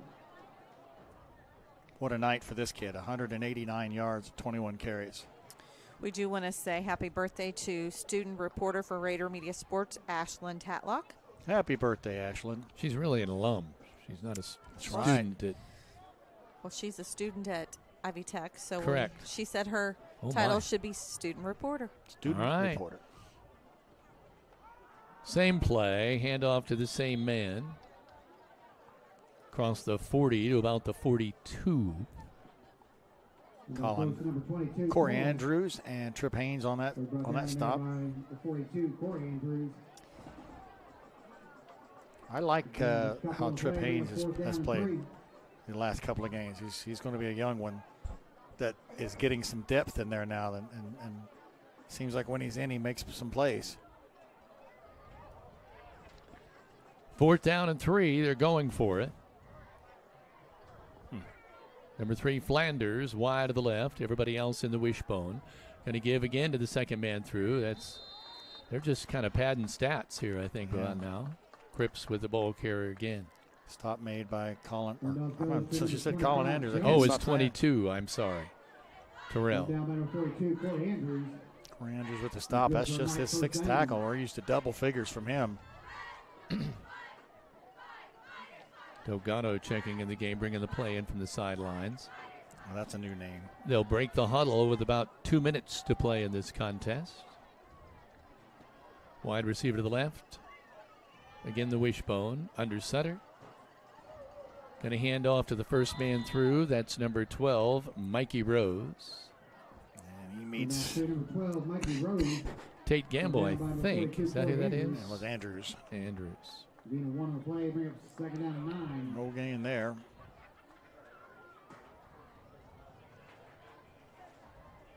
Minute 30 remaining now.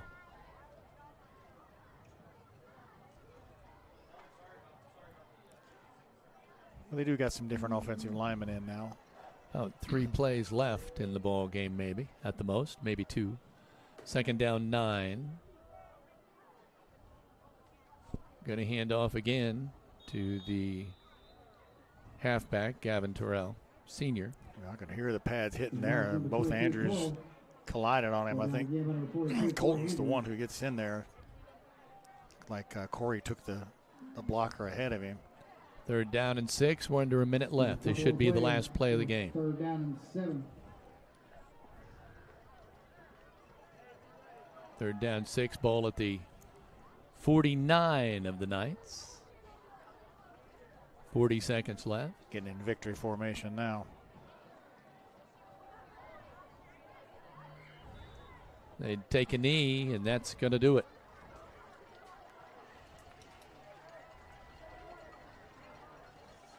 The team starts a lineup for the handshake at midfield. But the final here, 35 for Archbishop Alter Knights. The Miners from Linton, nothing. It was all Knights tonight. And Coach said he thought this would maybe the best team that we'd see all year, and I think they probably have to agree.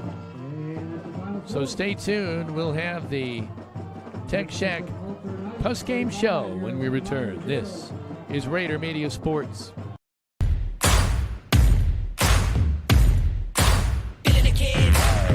There's a new kind of tech store in town, and it's not playing by your old rules. Welcome to Tech Shack in Linton, America's newest technology store for hands-on tinkerers, off-grid thinkers, and everyday problem solvers. Need two-way radios? Got them. Electronic parts? Stop.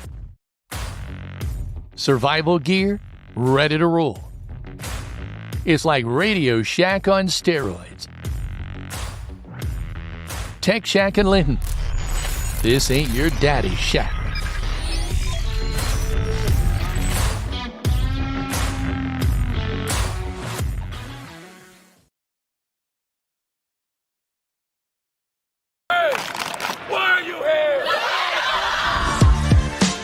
sports in general, or just for anybody. Good work. First down. Seeing, girls flag football, it's pretty awesome. Now, there are 13 sanctioned states in high school girls flag, and then you add on that it's going to be an Olympic sport at the next Olympics, which is huge. I think it's a really exciting time to jump in and be at the forefront of this. 1, 2, 3.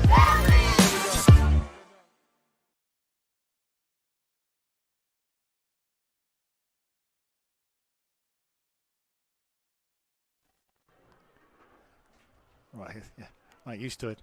Yeah, well, welcome back to Roy Williams Field. Tonight we ran into a buzzsaw in the name of Archbishop Alter from Kettering, Ohio. You see why they're one of their top teams in that class over there in Ohio. They came over, took care of business pretty well immediately tonight, starting right off the bat. Drew Cripps on a 9-yard run, the first of 4 touchdowns for the junior running back. And that's right, I said junior. Mikey Rose had the only other touchdown at the 2:48 mark. It was 14-0 after one. It was 28-0 at the half. And 6:53 in the third. Cripps scored his 4th touchdown. That made the clock run. Only glimmer the Miners had was they got down to about the 32-yard line after a pass completion. But then we had a holding penalty that kind of stopped that drive all the way. Really couldn't do anything offensively. Trying to look down the numbers real quick as Kevin makes his way down to the sideline. Total yardage for the Miners, just 76 yards, and that's got to be one of the lowest totals probably we've seen. 385 for Archbishop Alter. I thought the defense played a little bit better, a little bit more hard in the second half. The Miners with 21 carries on 43 yards, just 2.05 per carry. Leading rusher was Ren Cottingham. That was passing. 7 carries for 28 yards for Ren. He had a nice 20-plus yard run that came back on a hold. Tate Gamble, 2 carries, 7 yards. Tate had 7 carries, I got it right. 2 carries, 7 yards. 10 carries for Russell Goodman, just 3 positive yards. 1 carry for Colton Andrews with 3 yards for him. Just not a whole lot to say with that big, giant defensive line for Alter that was able to really shove us around in the middle. Russell Goodman ended up 4 of 18. It's kind of unfair numbers to look at. He had an interception, just 33 yards. But the fact is he had pressure on him coming from every angle that you can imagine, and really just got 1 sack, which was pretty amazing.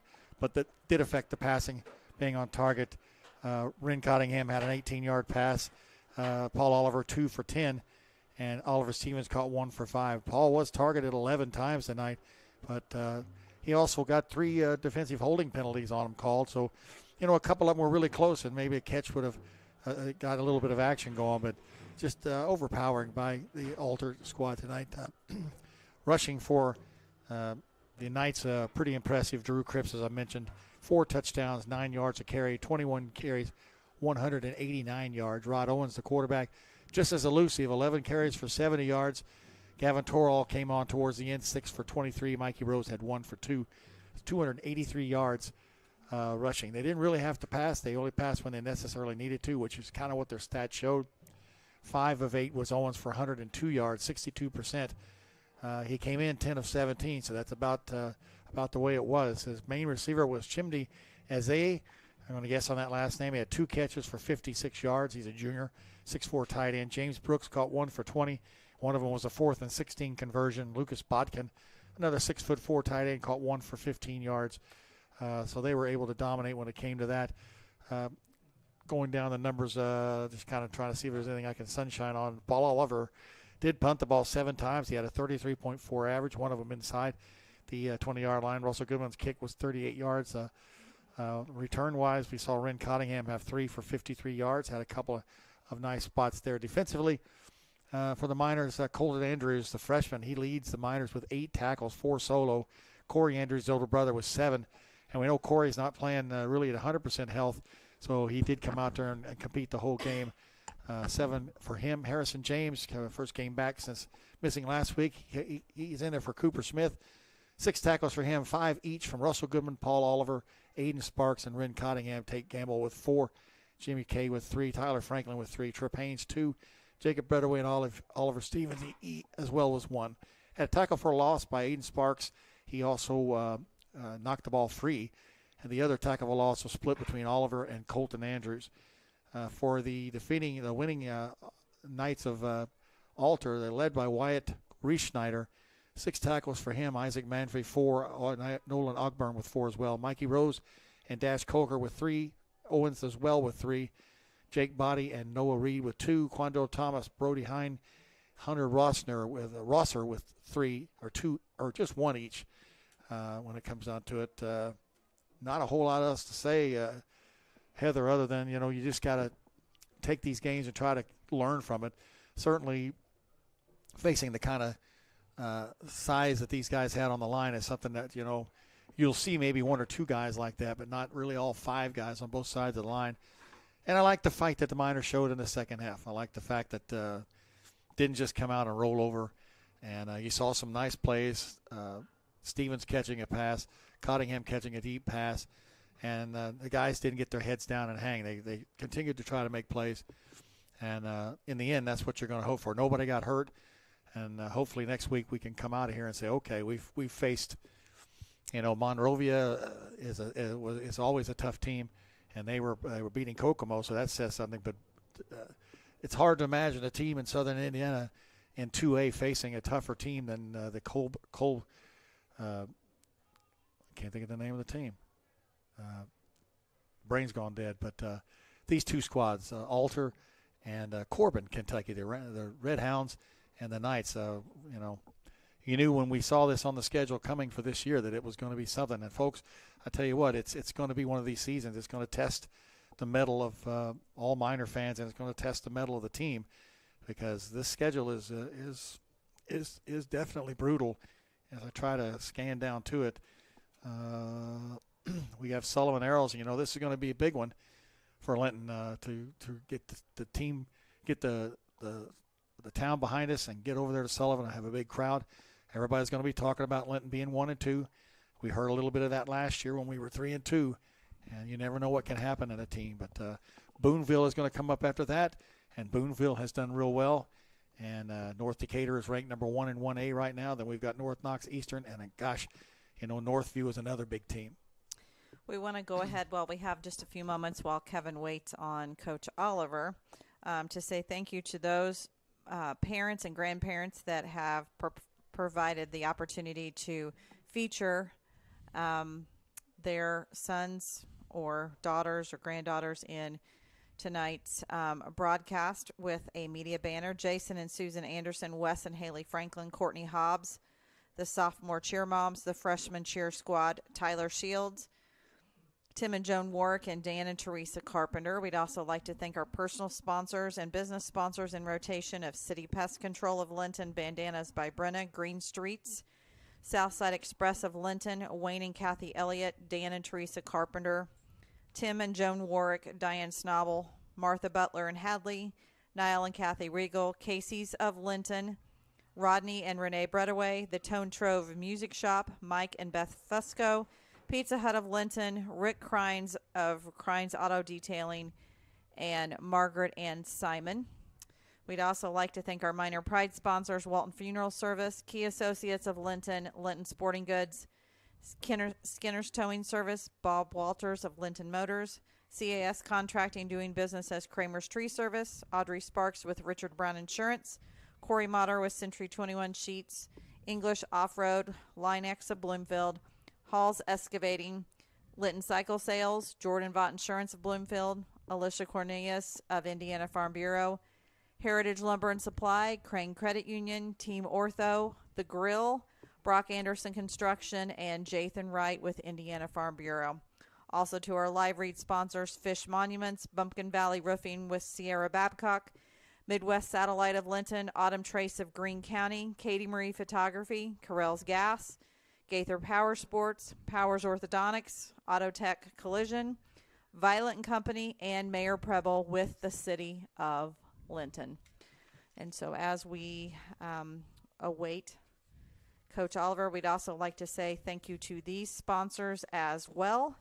Pre-game sponsor Jordan Vaught Insurance, press box sponsor Walton Funeral Service, Klusner Construction as starting lineup sponsor, Key Associates of Linton for quarter sponsor, Inman Realty Group for halftime sponsorship, Linton Cycle Sales on the scoreboard, Greene County Vision Center as replay sponsor, Michelle Stanger of Stanger Homes for Red Zone, Tech Shack of Linton for postgame. Kickoff forecast sponsor is Kingdom Air. Hometown Veterinary of Elnora for touchdown sponsor, and WTWO, your local weather authority for tonight and beyond forecast for this week. We also want to say thank you to Bill Ditton, 45-year-plus photographer, who is doing an excellent job on camera. Obviously, Big D Dan Phillips for color and stats. Kevin is still awaiting Coach Oliver. Kevin's checking out the weather, seeing how the clouds are doing. We didn't make it without any rain tonight, which is a plus. It is a plus. And As I mentioned, that we're essentially going to tear down, which takes us a good hour, and then turn around and come right back tomorrow morning for Linton Minor volleyball. Why didn't you just bring the cots and just make a night of it? Just go on over to the gym and camp out. It could probably be arranged. No, I'm not joining you. No. And here is Coach Oliver coming with looks to be Russell Goodman and Wes Franklin. Coach Franklin as well. And you hope the locker room doesn't take a hit, because stuff like this is when you don't want guys pointing fingers at each other about anything. Here he comes.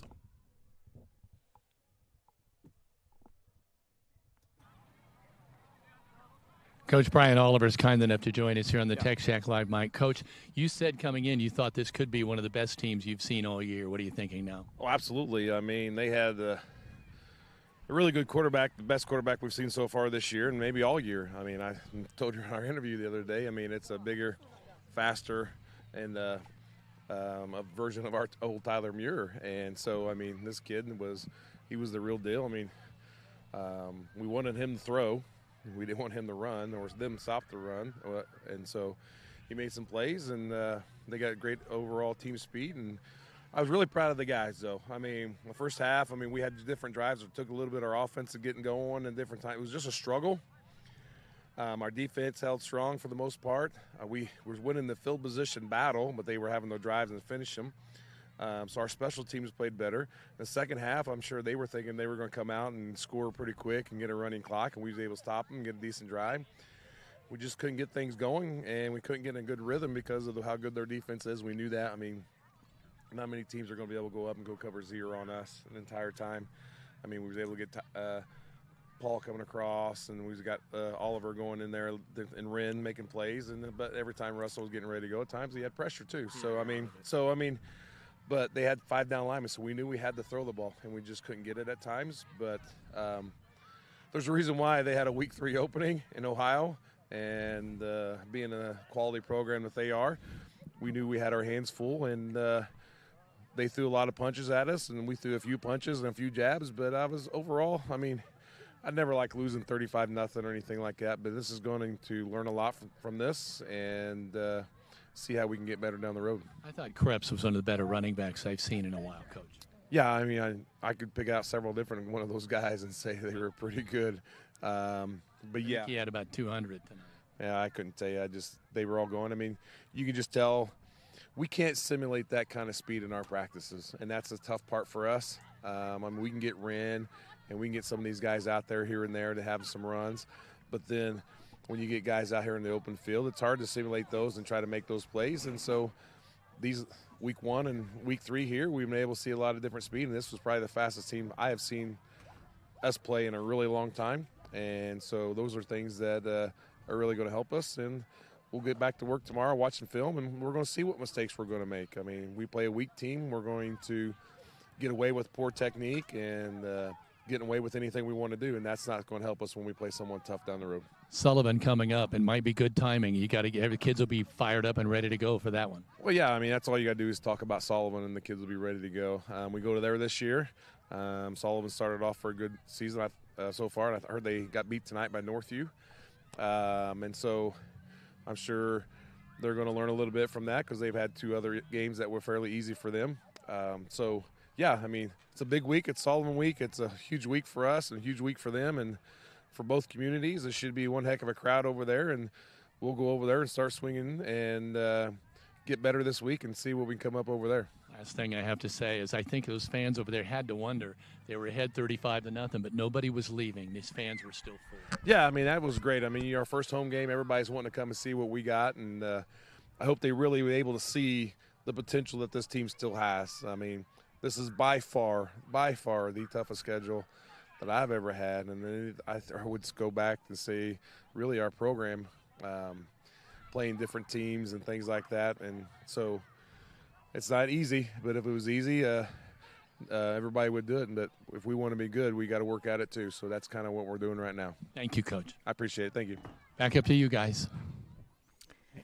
Well, as Coach mentioned, as well as Kevin, next week is Sullivan, and we want to have all of you stay tuned to our Facebook page as well as the Linton-Stockton Athletics Facebook page for lots of information. We want to keep you updated as much as possible on ticket prices, when gates open, if there's pep block themes, how you purchase tickets ahead of time. We'd always like to try to push that it's best to try to purchase your ticket ahead of time with the ticket link that is put out, because that helps advance you through the gate here at home games. You'll find the information on our Facebook page for tomorrow morning's volleyball matchup between the Bloomington North Cougars and Linton-Stockton Miners, so we need to have a big crowd in the morning. The cross-country team is on the road in the morning to Columbus North very, very early.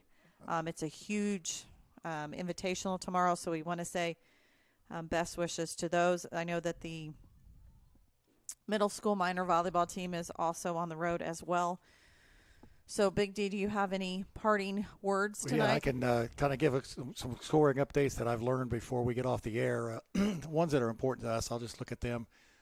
Springs Valley, not really important to us, I guess, but they won 44-26. One of interest, North Posey, one of the teams that's a powerhouse in our area. They are only leading North Knox 17-12 down at Warrior Stadium. Park Heritage over South Vermilion 26-6.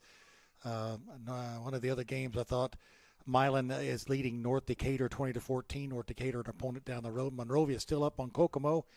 Sullivan did lose to Northview 48-20. Northview, a very tough team. Another one's looking down the list. I have Boonville, a team that we will face. They are ahead of Southridge 18-14. And I have to echo, I thought Coach Oliver said all the right, perfect things to say down there. This schedule, and I've been doing these games now for 26 years, and before that, been a minor fan and a player. I tell you, this schedule would test any of the minor teams we've ever had. There's going to be a couple of spots that we can breathe a little bit, but you can't let yourself get beat down on these type of schedules, and we got to continue to have the support, because every week now we're facing top-notch programs that, and Linton's always going to have that bullseye. So got to keep your support of the kids, and then when you see them walking down the street, tell them a good job done and be with them as they try to improve. As you see on the screen, the graphic for next week's game at Sullivan on Friday, September the 12th. Keep in mind that theme for the game is blackout. So wear black clothes, be ready to go. As Coach Oliver said, fans travel well to Sullivan. It's Sullivan week.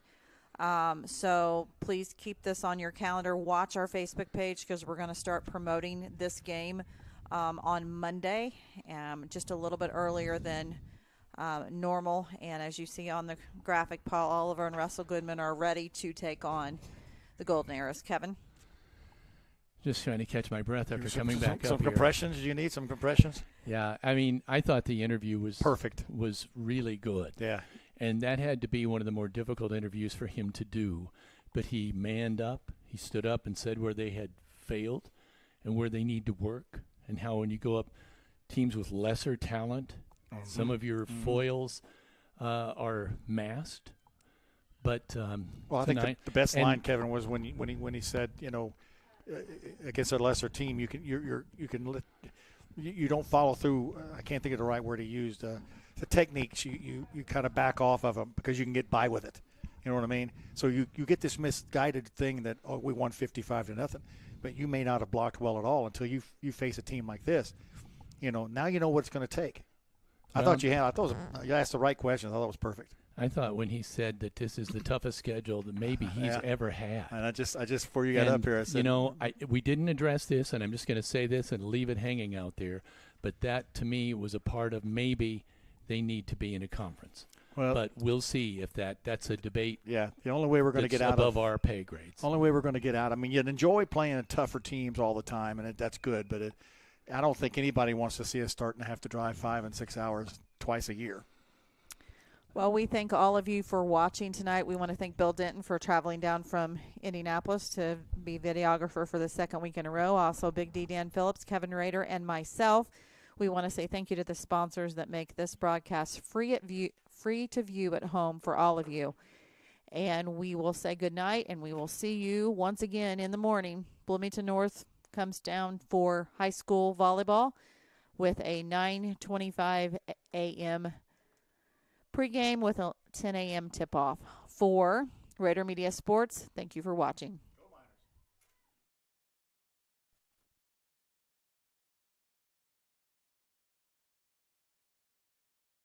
This has been a production of Raider Media Sports.